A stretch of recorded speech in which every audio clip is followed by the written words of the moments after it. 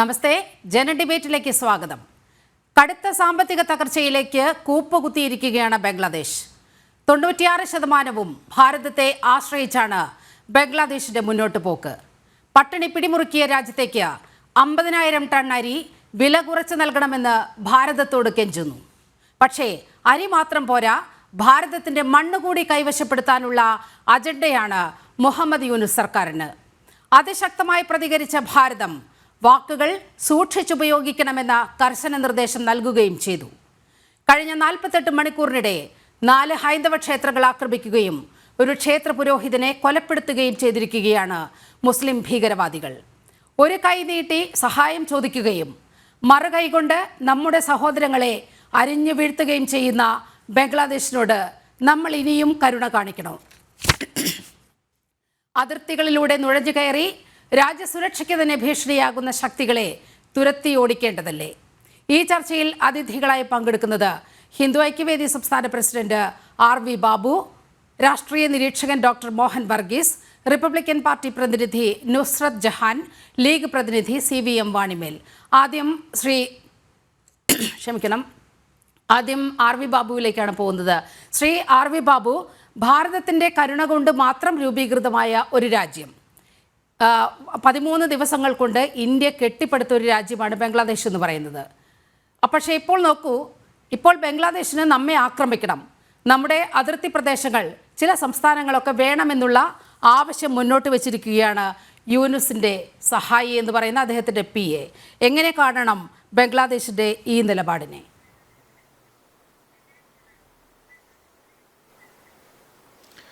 ഈ ബംഗ്ലാദേശിൻ്റെ പ്രധാനമന്ത്രി, ബംഗ്ലാദേശിൻ്റെ chief adviser എന്നാണല്ലോ ഇപ്പോൾ ഈ യൂനുസിനെ പറയുന്നത്. അദ്ദേഹം പ്രധാനമന്ത്രിയാണോ പ്രസിഡൻ്റാണോ, അങ്ങനെ ഒരു പോസ്റ്റ് അവരുടെ ഭരണഘടന അനുസരിച്ചുണ്ടോ എന്ന് നമുക്ക് അറിഞ്ഞുകൂടാ. ഏതായാലും ബംഗ്ലാദേശിൽ ഇപ്പോഴത്തെ ഭരണാധികാരി എന്ന് പറയപ്പെടുന്ന മുഹമ്മദ് യൂനുസിൻ്റെ ഉപദേശകൻ എന്ന നിലയ്ക്കുള്ള മഖ്ബൂസ് ആലം എന്ന് പറയുന്ന ഒരു വിദ്യാർത്ഥി നേതാവ്, ആ വിദ്യാർത്ഥി നേതാവ് കഴിഞ്ഞ കുറച്ച് നാളുകളായിട്ട് രാഷ്ട്രീയത്തിൽ പ്രവേശിക്കുകയും ഈ കഴിഞ്ഞ പ്രക്ഷോഭങ്ങൾക്കൊക്കെ നേതൃത്വം കൊടുത്തത്, കലാപത്തിന് നേതൃത്വം കൊടുത്തത് ഒക്കെ ഇയാളാണ്. അവിടെ സംവരണത്തിൻ്റെ ഒരു നിയമം കൊണ്ടുവന്ന സമയത്ത് ആ സംവരണത്തിൻ്റെ നിയമം കോടതി റദ്ദാക്കിയിട്ട് പോലും അത് ഷെയ്ഖ് ഹസീനയ്ക്കെതിരെയുള്ള കലാപമായി തിരിച്ചുവിട്ട് ഷെയ്ഖ് ഹസീന ഗവൺമെൻറ് തന്നെ സംവരണം വേണ്ടെന്ന് വെച്ചതാണ്. പക്ഷേ അതിനും മറികടന്നുകൊണ്ട് ഷെയ്ഖ് ഹസീനയ്ക്കെതിരായിട്ടുള്ള ഒരു ജനകീയ കലാപമായിട്ട് രൂപപ്പെടുത്തിയെടുക്കുന്നതിൽ നേതൃത്വം കൊടുത്ത ഒരു വിദ്യാർത്ഥി നേതാവ്, ചെറുപ്പക്കാരനാണ്, പക്വതയില്ലാത്ത ഒരു നേതാവ് എന്ന് വേണമെങ്കിൽ പറയാം. അത്രയ്ക്കും രാഷ്ട്രീയ വിവരം മാത്രമുള്ള, ചരിത്രബോധമില്ലാത്ത ഒരാൾ എന്നാണ് നമുക്ക് ഇതിൽ നിന്ന് മനസ്സിലാകുക. മഖ്ബൂസ് ആലം എന്ന് പറയുന്ന ചെറുപ്പക്കാരൻ, അയാൾ ഫേസ്ബുക്കിൽ പോസ്റ്റ് ഇട്ടു, അതായത് ബംഗ്ലാദേശ് പൂർണ്ണമാകണമെങ്കിൽ, ബംഗ്ലാദേശിൻ്റെ സ്വാതന്ത്ര്യം പൂർണ്ണമാകണമെങ്കിൽ, 1971 ബംഗ്ലാദേശിൻ്റെ സ്വാതന്ത്ര്യം പൂർണ്ണമാകണമെങ്കിൽ ആസാം, ബംഗാൾ, ത്രിപുര തുടങ്ങിയിട്ടുള്ള പ്രദേശം കൂടി ബംഗ്ലാദേശിനോട് ചേരുമ്പോഴേ ബംഗ്ലാദേശ് പൂർണ്ണമാകൂ എന്നാണ് പുള്ളി പറഞ്ഞത്. അപ്പോൾ അതിന് വേണ്ട പരിശ്രമമാണ് ഇനി നടത്താനുള്ളത് എന്ന് അദ്ദേഹം പറഞ്ഞു വയ്ക്കുന്നു. ഉടനെ തന്നെ ഇന്ത്യയുടെ ഭാഗത്ത് നിന്ന് ചില മറുപടി ഉണ്ടായി. അതോടെ അദ്ദേഹത്തിന് ആ കമൻറ്റ് പിൻവലിച്ചുകൊണ്ട് ഓടേണ്ടി വന്നു എന്നുള്ളതാണ് ഞാൻ മനസ്സിലാക്കുന്നത്.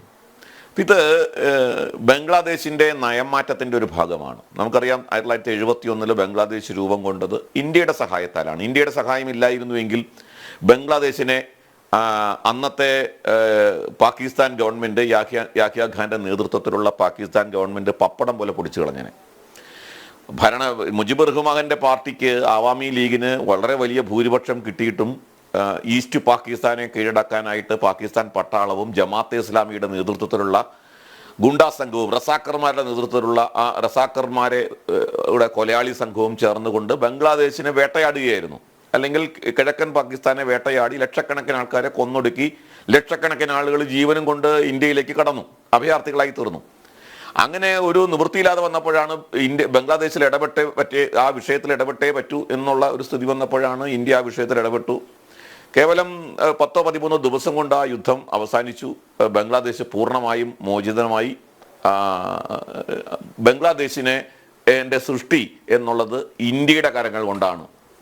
അപ്പോൾ ഇപ്പോൾ ബംഗ്ലാദേശിനെ നിയന്ത്രിക്കുന്നത് അന്ന് ബംഗ്ലാദേശ് രൂപീകരണത്തിന് എതിരെ നിന്ന ബംഗ്ലാദേശികളെ വേട്ടയാടാൻ, കൊന്നൊടുക്കാൻ നേതൃത്വം കൊടുത്ത ജമാഅത്തെ ഇസ്ലാമിയും അതിൻ്റെ കാളികൂളി സംഘങ്ങളുമാണ് ഇന്ന് ബംഗ്ലാദേശിനെ നിയന്ത്രിക്കുന്നത്. ബംഗ്ലാദേശിലെ യൂനിസ് ഭരണകൂടം, യൂനിസ് എന്ന് പറയുമ്പോൾ ഒന്നിനും കൊള്ളാത്ത പച്ചവെള്ളം ചവച്ചു കുടിക്കാൻ പോലും പറ്റാത്ത പഴയൊരു മൻമോഹൻ സിംഗ് എന്ന് വേണമെങ്കിൽ പറയാം. അത്തരത്തിൽ ഉള്ള ഒരു പാവയാണ് യൂനിസ്. ഒരു കഴിവില്ലാത്ത ഒരു ഭരണാധികാരി. യൂനിസിനെ മുൻനിർത്തിക്കൊണ്ട്, യൂനിസിന്റെ മുഖം നോബൽ സമ്മാനമൊക്കെ കിട്ടിയതുകൊണ്ട് യൂനിസിന് ഒരു അന്താരാഷ്ട്ര ഫേസ് ഉണ്ട്. ആ ഫേസ് മുൻനിർത്തിക്കൊണ്ട് ഭരിക്കുന്നതും നിയന്ത്രിക്കുന്നതും ഒക്കെ ജമാഅത്തെ ഇസ്ലാമിയാണ്, മത തീവ്രവാദ ശക്തികളാണ്. അപ്പോൾ ആ മത തീവ്രവാദ ശക്തികൾ ബംഗ്ലാദേശിലെ പരിപൂർണമായി മാറ്റുകയാണ്.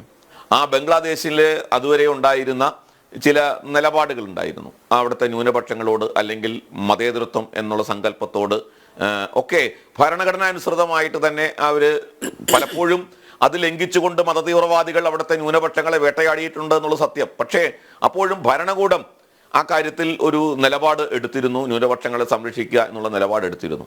പക്ഷെ ഇപ്പോഴത്തെ ഈ ജമാഅത്തെ ഇസ്ലാമിയുടെ സ്വാധീനത്തിലുള്ള ഗവൺമെന്റ് തീർത്തും ബംഗ്ലാദേശിനെ ഒരു മതരാഷ്ട്രമാക്കി മാറ്റുക എന്ന ലക്ഷ്യത്തോടു കൂടി പ്രവർത്തിക്കുകയാണ്. ഒരു ശരിയായ ഭരണകൂടത്തിന് കീഴിലേക്ക് ബംഗ്ലാദേശിനെ കൊണ്ടുവരിക എന്നുള്ള ലക്ഷ്യമാണ്. അപ്പോൾ അവിടെ ന്യൂനപക്ഷങ്ങൾ, പൗരന്മാരായിട്ടുള്ള ന്യൂനപക്ഷങ്ങൾ വേണ്ട, അവരൊന്നെങ്കിൽ കൊന്നൊടുക്കുക, അല്ലെങ്കിൽ അവർ മതം മാറി ഇസ്ലാമാകുക, അല്ലെങ്കിൽ ബംഗ്ലാദേശ് വിട്ടു പോവുക. ഈ ഒരു ഓപ്ഷനിലാണ് ബംഗ്ലാദേശിൽ ഇപ്പോൾ മത തീവ്രവാദികൾ പ്രവർത്തിക്കുന്നത്. അതുകൊണ്ടാണ് ക്ഷേത്രങ്ങളെ ടാർഗറ്റ് ചെയ്യുന്നത്. ഈ കഴിഞ്ഞ ദിവസം ക്ഷേത്രങ്ങളിൽ പൂജാരിയെ മർദ്ദിച്ച് കൊലപ്പെടുത്തി. അത് ആവർത്തിച്ചുകൊണ്ടിരിക്കുകയാണ്. അങ്ങനെ ബംഗ്ലാദേശ് ഒരു ഭാഗത്ത് അവിടുത്തെ ഹിന്ദുക്കളെ വേട്ടയാടുമ്പോഴാണ് എന്താണ് സന്തോഷ സൂചികയിൽ ഇന്ത്യയേക്കാൾ വളരെ മുന്നിലുള്ള ബംഗ്ലാദേശ് എന്നൊക്കെ ഇവിടുത്തെ ചില രാഷ്ട്രീയ പ്രസ്ഥാനങ്ങളൊക്കെ കുട്ടിഘോഷിച്ച് നടന്ന ബംഗ്ലാദേശ് ഇപ്പോൾ 50,000 ടൺ അരി വില കുറച്ച് തരണം എന്നും പറഞ്ഞ് ഇന്ത്യയുടെ മുമ്പിൽ കെഞ്ചുന്ന ഒരു ഭാഗത്ത്. അപ്പോൾ അത് മാത്രം പോരാ, അരി മാത്രം പോരാ, ഞങ്ങൾക്ക് ഇന്ത്യയുടെ മണ്ണും വേണം എന്ന അവകാശവാദവുമായിട്ട് വരുന്നത്. ഇൻഡെക്സും പുറത്തു വന്നിട്ടുണ്ട്. 2024 ഹാപ്പിനെസ് ഇൻഡെക്സ് എന്ന് പറയുന്നത് എത്രയോ പൊളിഞ്ഞ ഒരു ഇൻഡെക്സ് ആണ് ഇതെന്നുള്ള കാര്യത്തിൽ അതിന്റെ കണക്കുകൾ നോക്കിയാൽ നമുക്കറിയാം. 103-ാം സ്ഥാനത്ത് പാലസ്തീൻ നിൽക്കുകയാണ്, 105-ാം സ്ഥാനത്ത് യുക്രൈൻ നിൽക്കുകയാണ്, 108-ാമത്തെ സ്ഥാനം പാകിസ്ഥാനാണ്, 126-ാമത്തെ സ്ഥാനമാണ് ഇന്ത്യക്ക്. അപ്പോൾ ഇത് തന്നെ ഒരു ഡീപ് സ്റ്റേറ്റിൻ്റെയൊക്കെ വലിയ വികൃതി എന്ന് പറയുന്ന രീതിയിൽ ഇത്തരത്തിലൊരു ഹാപ്പിനെസ് ഇൻഡെക്സ് മുന്നോട്ട് വെക്കുകയും ഇതിവിടുത്തെ പ്രതിപക്ഷം, ഇടതുപക്ഷ സംഘടനകളെല്ലാം വലിയ തോതിൽ ഇങ്ങനെ മോദി സർക്കാരിനെതിരായ വലിയ വിമർശനമായി തൊടുത്തുവിടുകയും ചെയ്യുകയാണ്. എന്താണ് യഥാർത്ഥത്തിൽ ഈ രാജ്യങ്ങളിലൊക്കെ നടക്കുന്നത്? ഇതിനെ അപേക്ഷിച്ച് നോക്കുമ്പോൾ നമ്മുടെ ഭാരതം എത്രയോ വലിയ തലത്തിൽ നിൽക്കുന്നു. ഇതിനെയെല്ലാം കണ്ണടച്ച് ഇരുട്ടാക്കുകയില്ലേ ഇരുട്ടിന്റെ ശക്തികൾ എന്ന് നമുക്ക് വിളിക്കാവുന്ന ചിലരൊക്കെ? അല്ല, ഡീപ് സ്റ്റേറ്റ് ഏതൊക്കെ തരത്തിലുള്ള അജണ്ടകൾ വെച്ച് പ്രവർത്തിക്കുകയും അതിനനുസൃതമായിട്ട് ഇന്ത്യയെ ലോകത്ത് മുഴുവൻ അപകീർത്തിപ്പെടുത്താനോ അല്ലെങ്കിൽ ഇന്ത്യയെ തകർക്കാൻ വേണ്ടിയിട്ടുള്ള പലതരത്തിലുള്ള ഏജൻസികൾ അവരുടേതായിട്ടുള്ള താല്പര്യം അനുസരിച്ച് ഹങ്കർ ഇൻഡെക്സ്, ഹാപ്പിനെസ് ഇൻഡെക്സ്, ഇങ്ങനെയുള്ള കുറേ കാര്യങ്ങൾ ഡീപ് സ്റ്റേറ്റിൻ്റെ ഫണ്ടിങ് ഉള്ള ഏജൻസികൾ തയ്യാറാക്കി നമ്മുടെ മുമ്പിൽ അവതരിപ്പിക്കാറുണ്ട്. അത് ഉയർത്തിപ്പിടിച്ചുകൊണ്ട് ഇന്ത്യയിലെ ചില പ്രതിപക്ഷ കക്ഷികൾ ആഘോഷിക്കാറുണ്ട്. അപ്പോൾ അതൊക്കെ നമ്മൾ ശ്രീലങ്കയിൽ പട്ടിണി കൊണ്ട് അവിടുത്തെ പ്രസിഡന്റിനെ കീഴ്പ്പെടുത്തി അട്ടിമറി നടക്കുന്ന സമയത്താണ് അവിടെ പട്ടിണി കൊണ്ട് ആളുകൾ പരസ്പരം തമ്മിലടിക്കുമ്പോഴാണ് ശ്രീലങ്ക ഇന്ത്യയേക്കാൾ കേമമായിരുന്നു. അതൊക്കെ വളരെ വലിയ തമാശയാണ്. അത്തരം ഏജൻസികളുടെ റിപ്പോർട്ടൊക്കെ വളരെ വലിയ തമാശയാണ്. ഞാൻ അതിലേക്ക് കടക്കുന്നില്ല. ഞാൻ പറഞ്ഞത്, എനിക്ക് വളരെ വ്യക്തമായിട്ട് പറയാനുള്ളത്, ഈ ബംഗ്ലാദേശിലെ ആളുകൾക്ക്, ഇപ്പോഴത്തെ ജമാഅത്തെ ഇസ്ലാമി അടക്കമുള്ള മതതീവ്രവാദ ശക്തികൾക്ക് തോന്നുന്നുണ്ട് ഈ ബംഗാളില്ലാതെ, ആസാമില്ലാതെ, ത്രിപുരയില്ലാതെ ബംഗ്ലാദേശ് പൂർണ്ണമാകില്ല എന്ന് തോന്നുന്നുണ്ടെങ്കിൽ ആ തോന്നൽ മാറ്റാനുള്ള എളുപ്പ വഴി ബംഗ്ലാദേശിനെ ഇന്ത്യയുടെ, അതായത് ബംഗ്ലാദേശ് ഇല്ലാതെ ഇന്ത്യയും പൂർണ്ണമാകില്ല എന്ന് തീരുമാനിക്കലാണ്. അതായത് ഗ്രേറ്റർ ബംഗ്ലാദേശിന് പകരം ഗ്രേറ്റർ ബംഗ്ലാദേശ് എന്നതിന് പകരം ഗ്രേറ്റർ ഇന്ത്യ എന്നൊരു കൺസെപ്റ്റ് നമുക്ക് മുന്നോട്ട് വെക്കാം. തീർച്ചയായും. അല്ല, അത് ജിയോഗ്രഫിക്കലി, കൾച്ചറലി ഒക്കെ ശരിയായ ഒരു കൺസെപ്റ്റ് ആണല്ലോ. ബംഗ്ലാദേശും പാകിസ്ഥാനും ഒക്കെ ചേർന്നിട്ടുള്ള ഒരു അഖണ്ഡ ഭാരതം, ആ ഭാരതം നമുക്ക് മുന്നോട്ട് വയ്ക്കാം. അപ്പോൾ ബംഗ്ലാദേശിന് നേരെ നട്ടല്ലെന്ന് നിർത്തി നിൽക്കാനുള്ള കരുത്തില്ലാതെ വരുമ്പോൾ തന്നെ ഇത്തരത്തിലുള്ള മതതീവ്രവാദ ശക്തികൾ അവരുടേതായിട്ടുള്ള ആശയം മുന്നോട്ട് വയ്ക്കുമ്പോൾ മുമ്പില്ലാത്ത രീതിയിൽ ബംഗ്ലാദേശ് പാകിസ്ഥാനുമായിട്ട് സഖ്യത്തിലാകുന്നു. ഇതിൻ്റെയൊക്കെ ഇവിടെയാണ് ഞാൻ ഈ ഡീപ് സ്റ്റേറ്റിൻ്റെ സ്വാധീനം കാണുന്നത്. വളരെ ആസൂത്രിതമായി ഇന്ത്യക്കെതിരെ പാകിസ്ഥാൻ, ബംഗ്ലാദേശ്, ചൈന തുടങ്ങിയിട്ടുള്ള മാവോയിസ്റ്റ് ഇസ്ലാമിക തീവ്രവാദ ഗ്രൂപ്പുകളുടെ ഒരു അലൈൻമെന്റ് ഉണ്ടാക്കിയെടുക്കുകയാണ്. ആ അലൈൻ ചെയ്യുന്നത് ഈ ഇന്ത്യയെ ഡീസ്റ്റെബിലൈസ് ചെയ്യുക എന്നുള്ള ഉദ്ദേശത്തിലാണ്. അതിനോടൊപ്പമാണ് നിർഭാഗ്യവശാൽ ഇന്ത്യയിലെ പ്രതിപക്ഷ കക്ഷികൾ എന്നുള്ളതാണ് നമ്മുടെ വലിയ ഒരു വെല്ലുവിളി. അപ്പൊ അതുകൊണ്ട് നമുക്ക് ആഭ്യന്തരമായി ഭാരതത്തെ ഡീസ്റ്റെബിലൈസ് ചെയ്യാൻ ശ്രമിക്കുന്ന ശക്തികളോടും ഒപ്പം ബാഹ്യമായി ഭാരതത്തിനെ തകർക്കാൻ ശ്രമിക്കുന്ന വൈദേശിക ശക്തികളോടും ഒരേപോലെ നേരിടേണ്ട സാഹചര്യം ഇന്ന് ഇന്ത്യയിലെ ദേശീയ ശക്തികൾക്കുണ്ട് എന്നുള്ളതാണ് നാം നേരിടുന്ന ഒരു പ്രധാന വെല്ലുവിളി എന്നുള്ളതാണ് നമ്മുടെ രാജ്യം നേരിടുന്ന ഏറ്റവും വലിയ വെല്ലുവിളി. ഞാൻ അങ്ങയിലേക്ക് എത്താം. രാഷ്ട്രീയ നിരീക്ഷകൻ ശ്രീ മോഹൻ വർഗീസിലേക്കാണ് പോകുന്നത്. ശ്രീ മോഹൻ വർഗീസ്, 2 ദിവസമായി നമ്മൾ കാണുന്ന ഒരു കാര്യം, ഒരു കൈകൊണ്ട് അന്നം തരാൻ കൈ നീട്ടുകയാണ് ബംഗ്ലാദേശ്. 50,000 ടൺ അരി കുറഞ്ഞ വിലയ്ക്ക് തരൂ, ഞങ്ങൾക്കിവിടെ ഭക്ഷ്യധാന്യ പ്രതിസന്ധി നേരിടുന്നു എന്ന് ഒരു വശത്ത് കൂടെ പറഞ്ഞുകൊണ്ട് ഒരു കൈ നീട്ടുകയാണ്. മറുകൈ കൊണ്ട് നോക്കൂ, അവിടുത്തെ ഹിന്ദു വംശഹത്യക്ക് എതിരിൽ ഒരു തരത്തിലും അറുതിയില്ലാത്ത വിധത്തിൽ അവിടെ ഭീകരമായ താണ്ഡവം നടക്കുകയാണ്. കഴിഞ്ഞ 48 മണിക്കൂറിനിടെയുള്ള കണക്കുകൾ പുറത്തു വന്നിരിക്കുകയാണ്. 4 ക്ഷേത്രങ്ങൾ ആക്രമിക്കപ്പെടുകയാണ്. ഒരു പുരോഹിതനെ അടക്കം കൈകാലുകൾ ബന്ധിച്ച് കൊല്ലപ്പെട്ട നിലയിൽ കണ്ടെത്തുകയാണ് ഒരു ക്ഷേത്ര പരിസരത്ത് നിന്ന്. ഇത് എങ്ങനെയാണ് ഇത് രണ്ടും കൂടി പൊരുത്തപ്പെട്ടു പോകുക? നീലിമ, ഇതിന് പറയുന്ന പേര് പാരഡോക്സ് എന്ന് പറയും. വൈരുദ്ധ്യങ്ങളുടെ ഒരു കലവറ തന്നെയാണ് ഇപ്പോഴത്തെ ബംഗ്ലാദേശ്. യഥാർത്ഥത്തിൽ നടുവ് നിവർത്തി നിൽക്കാൻ പറ്റാത്ത അവസ്ഥയാണ്. അവിടുത്തെ വിതരണ പ്രക്രിയ ആകമാനം അട്ടിമറിക്കപ്പെട്ടു. ഷെയ്ഖ് ഹസീനയുടെ കാലത്ത് അവസാന ഘട്ടത്തിൽ ഷെയ്ഖ് ഹസീന പുറത്തു പോകുന്ന ആ ഒരു ഘട്ടത്തിൽ $48 ബില്യൺ ഫോറിൻ എക്സ്ചേഞ്ച് റിസർവ് ഉണ്ടായിരുന്ന രാജ്യമാണ് ബംഗ്ലാദേശ്. അതിനുള്ള പ്രധാന കാരണം അവിടുത്തെ ടെക്സ്റ്റൈൽ ഇൻഡസ്ട്രിയുടെ വലിയ തോതിലുള്ള വളർച്ചയും എക്സ്പോർട്ട് പൊട്ടൻഷ്യലുമാണ്. അങ്ങനെയാണ് വിദേശ നാണ്യ ശേഖരമുണ്ടാകുന്നത്. അതുമാത്രമല്ല, ഒരു വലിയ റെഡിമെയ്ഡ് ഗാർമെൻസിൻ്റെ വലിയ തോതിലുള്ള എക്സ്പോർട്ട് വിപണിയായി ആ രാജ്യം വരികയാണ്. അതുപോലെ കാർഷിക രംഗത്ത് വന്ന അഭിവൃദ്ധി, ഇന്ത്യയുടെ ഭാഗത്തു നിന്ന് വന്ന നല്ല തോതിലുള്ള പവർ സപ്ലൈയുടെ ഒരു വിതരണം, ഇതെല്ലാം തന്നെ ബംഗ്ലാദേശിൻ്റെ അടിസ്ഥാന സൗകര്യത്തെയും ബയോടെക്നോളജിയെയും ഫുഡ് പ്രൊഡക്ഷനെയും എല്ലാം തന്നെ ബൂസ്റ്റപ്പ് ചെയ്ത് നിർത്തി. അതുകൊണ്ട് ഭാരതത്തിൽ നിന്നും വലിയ തോതിൽ ചരിത്രപരമായി സഹായം നേടിയെടുത്ത ബംഗ്ലാദേശ് വൺ ഫൈൻ മോർണിംഗ് പെട്ടെന്ന് ഭാരത വിരുദ്ധമാകുകയാണ്, ഹൈന്ദവ വിരുദ്ധമാവുകയാണ്, ഭാരതത്തിൻ്റെ മണ്ണിൽ കണ്ണുവയ്ക്കുകയാണ്. ഇത് ഏതോ ഒരു പാർശ്വവൽകൃതൻ ജൽപ്പനങ്ങൾ എന്ന നിലയിൽ നമുക്ക് വേണേൽ തള്ളിക്കളയാം. ഇന്ത്യയുടെ മണ്ണ്, ബംഗ്ലാദേശിനും കൂടി ഇന്ത്യയുടെ ചില മണ്ണുകൾ, പശ്ചിമ ബംഗാൾ എന്ന സംസ്ഥാനം, ആസാം, ത്രിപുര മേഖലകൾ വിശാല ബംഗാളിൻ്റെ അല്ലെങ്കിൽ വിശാല ബംഗ്ലാദേശിൻ്റെ ഭാഗമാണ് എന്ന നിലയിൽ ഒരു ആഗ്രഹം ഏതോ ഒരു വ്യക്തി ബംഗ്ലാദേശിൽ ഇരുന്നു കൊണ്ട് പറഞ്ഞാൽ അത് അവഗണിക്കാവുന്നതേ ഉള്ളൂ. ചന്ദ്രനെ നോക്കി ശ്വാനൻ ഓലിയിടുന്നത് പോലെ അവഗണിക്കാവുന്നതേ ഉള്ളൂ. പക്ഷേ ഇത് പറഞ്ഞിരിക്കുന്നത് ബംഗ്ലാദേശ് സർക്കാരിൻ്റെ മുഖ്യ വിധാതാവ്, അദ്ദേഹം മുഹമ്മദ് യൂനുസിൻ്റെ പ്രധാനപ്പെട്ട ഉപദേശകരിൽ ഒരാളായ ഒരു സ്റ്റുഡൻറ്റ് ലീഡർ കൂടെയായ മഹ്ഫൂസ് ആലം. അദ്ദേഹം ഒരു കാര്യം പറയണമെങ്കിൽ അത് ചിന്തിച്ചുറപ്പിച്ചായിരിക്കണമല്ലോ. അതുകൊണ്ട് ജമാഅത്തെ ഇസ്ലാമിയുടെയും റാഡിക്കൽ ഇസ്ലാമിസ്റ്റുകളുടെയും ഒരു വിശാല പദ്ധതി എന്ന രീതിയിൽ ഇത് പറഞ്ഞു വെക്കുകയാണ്. ഇതിനെ പറയുന്നത് ഫീലർ എന്നാണ്. ഒന്ന് പറഞ്ഞു വെക്കുക, കളത്തിലേക്ക് ഒരു തൊപ്പി എറിഞ്ഞിടുക എന്ന നിലയിലാണ് ഇപ്പോൾ പറയുന്നത്. എന്നാൽ ഇതിൻ്റെ പാരഡോക്സ് എന്ന് പറയുന്നത് സ്വന്തം ഭൂമി പോലും അയൽ രാജ്യങ്ങളിൽ നിന്നും, പ്രത്യേകിച്ച് ബർമയിൽ നിന്നും കടന്നു വരുന്ന ഭാഗം, അപ്പം ചില തീവ്ര റാഡിക്കൽ വിഭാഗങ്ങൾ, ആർമീസ്, അറാക്കൻ സൈന്യങ്ങൾ, അതേക്കുറിച്ചൊക്കെ പിന്നീട് നമുക്ക് സംസാരിക്കാം. ആ ഒരു സൈനിക വിഭാഗത്തിൻ്റെ ആക്രമണത്തിൽ നിന്ന് പോലും സ്വന്തം ഭൂമി സംരക്ഷിച്ച് നിർത്താൻ ത്രാണിയില്ലാത്ത, പാങ്ങില്ലാത്ത ബംഗ്ലാദേശ് വലിയ വായിലെ വർത്തമാനം പറയുന്നു എന്നതിൽ കവിഞ്ഞ് അർത്ഥം കൊടുക്കേണ്ടതില്ല. പക്ഷേ ബംഗ്ലാദേശിൻ്റെ ജനതയുടെ മനസ്സിനെ ഇളക്കാൻ തക്ക പ്രസ്താവന സാഹിത്യങ്ങളാണ് ഇപ്പോൾ നടക്കുന്നത്. പക്ഷേ ഇന്ത്യയുടെ ഭാഗത്തു നിന്നുള്ള അതിശക്തമായ താക്കീത്, അത് വ്യക്തമായി തന്നെ വിദേശകാര്യ മന്ത്രാലയത്തിൽ നിന്നും വ്യക്തമായി തന്നെ ആ താക്കീതുണ്ടായി. അലക്ഷ്യമായ പ്രസ്താവനകൾ വലിയ ദൂരവ്യാപകമായ ഫലമാണ് ഉണ്ടാക്കുന്നത് എന്ന രീതിയിലുള്ള പ്രസ്താവനകളുണ്ടായി. അതുകൊണ്ട് ഇന്ത്യ യഥാർത്ഥത്തിൽ ഇപ്പോൾ കാര്യമായ ഒന്നും നേരിട്ട് പ്രതികരിച്ചിട്ടില്ല. പക്ഷേ ഇന്ത്യയുടെ സന്നാഹങ്ങളെല്ലാം തന്നെ ഉണ്ട്. ഇന്ത്യ ചരിത്രപരമായി തന്നെ ബംഗ്ലാദേശിൻ്റെ വിഷയത്തിൽ ഇന്ത്യ പഠിച്ച് വളരെ സമയമെടുത്ത് പഠിച്ച് 71 യുദ്ധത്തിൽ തന്നെ പെട്ടെന്ന് ബംഗ്ലാദേശിൻ്റെ ഒരു പ്രശ്നമുണ്ടായപ്പോൾ ഇന്ത്യൻ സൈന്യം ഇരച്ചു കയറുകയായിരുന്നില്ല. അത് ജനുവരി ഫെബ്രുവരിയിൽ ഉണ്ടായ ഒരു വിഷയം. ഡിസംബർ 2-ാം തീയതിയാണ് ആ സൈനിക ഒരു നീക്കം അവിടേക്ക് നടന്നത്. അതുകൊണ്ട് ഇന്ത്യ വളരെയധികം സ്റ്റഡി ചെയ്യുന്നു.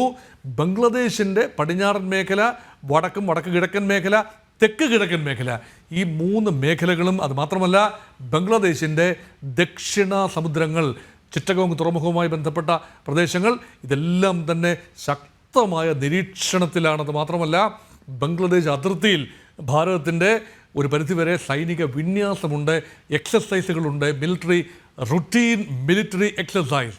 അതുകൊണ്ട് ബംഗ്ലാദേശിനെ സംബന്ധിച്ചിടത്തോളം ഭാരതവുമായി 4000 കിലോമീറ്റർ അതിർത്തി പങ്കിടുന്ന ബംഗ്ലാദേശിനെ സംബന്ധിച്ചിടത്തോളം വലിയ തോതിലുള്ള ഒരു വൻ സൈനിക ശക്തി കൂടിയായ ഭാരതം, സാമ്പത്തിക ശക്തിയുമാണ്, സൈനിക ശക്തിയുമാണ്.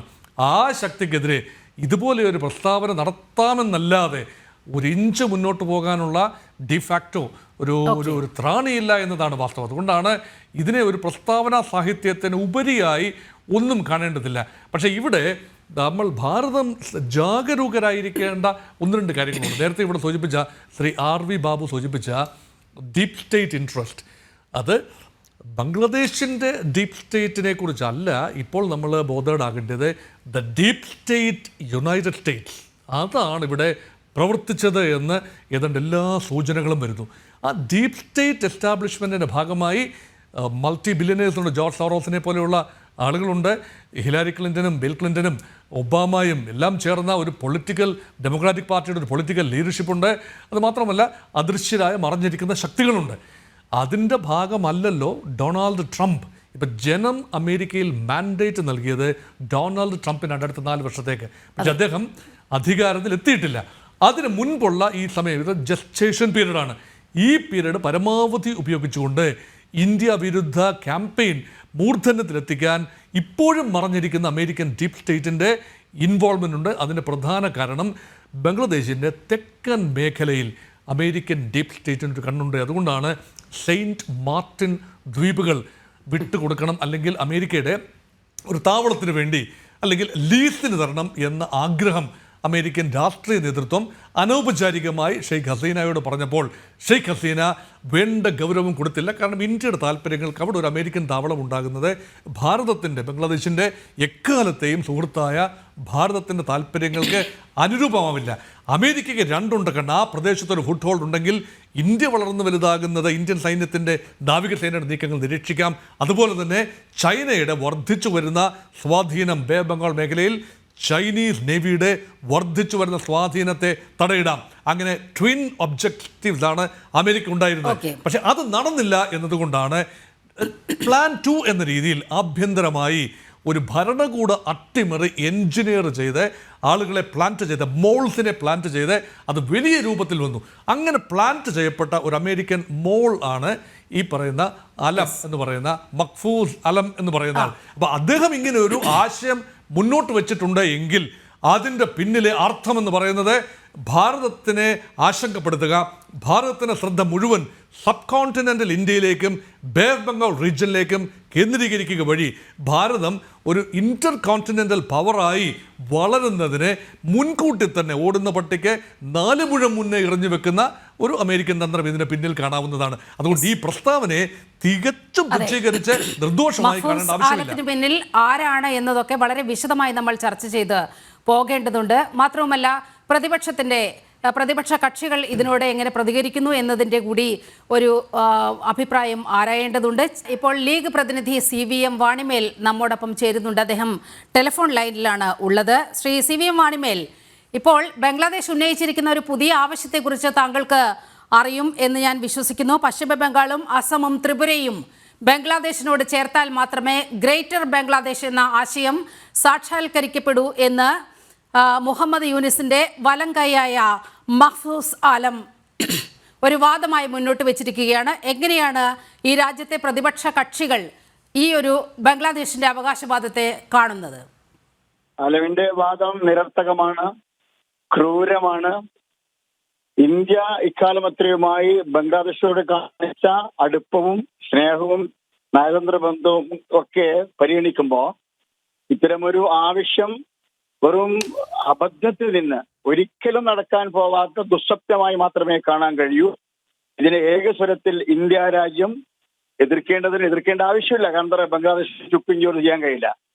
ഇന്ത്യയുടെ മുമ്പിൽ ഒന്നുമല്ലാത്തൊരു രാഷ്ട്രത്തിന് ഈ ആലമിന്റെ പ്രസ്താവന കൊണ്ട് ഉദ്ദേശിക്കുന്നത് ഏതെങ്കിലും വിധത്തിലുള്ള ഒരു ഒരു തെറ്റിദ്ധാരണ പരത്തി ഒരു പുതിയ സംവാദം സൃഷ്ടിക്കുക വഴി അമേരിക്കയെ തൃപ്തിപ്പെടുത്താനുള്ള ഒരു ഗൂഢതന്ത്രമായി നമ്മൾ ഇതിനെ കാണുന്നുള്ളൂ.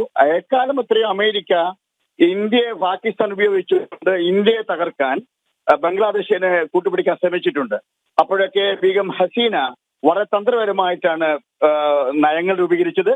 അതുകൊണ്ട് തന്നെ ഈ പ്രസ്താവന തള്ളപ്പെടേണ്ടതാണ്, ഒരു വിധത്തിലും പരിഗണിക്കപ്പെടേണ്ടതല്ല. എന്തെന്ന് വെച്ചാൽ ഇന്ത്യയോട് ഏറ്റുമുട്ടാൻ പോയിട്ട് പ്രസ്താവന കൊണ്ടുപോലും യുദ്ധം നടത്താൻ ഒരു വാക്പോരിന് പോലും കഴിയാത്തൊരു രാഷ്ട്രത്തിലെ ആലം എന്ന് പറയുന്ന ഇപ്പോഴത്തെ ഗവൺമെന്റ് പിന്തുണക്കുന്ന വക്താക്കൾ ഒരാൾ മാത്രമാണ് അദ്ദേഹം. ഞാൻ മനസ്സിലാക്കുന്നത് അതൊരു പരിഗണിക്കേണ്ട പ്രസ്താവനയായി നമുക്ക് കാണാൻ കഴിയുന്നില്ല. പക്ഷെ അദ്ദേഹത്തിന്റെ ലക്ഷ്യം അമേരിക്കയോട് അടുപ്പം കാണിക്കാനും അമേരിക്കയുടെ ആളായി നിന്നുകൊണ്ട് ഒന്ന് ശ്രദ്ധിക്കപ്പെടാനുള്ള ഒരു തന്ത്രമായിട്ട് നമ്മൾ അതിനെ കാണുന്നുണ്ട്.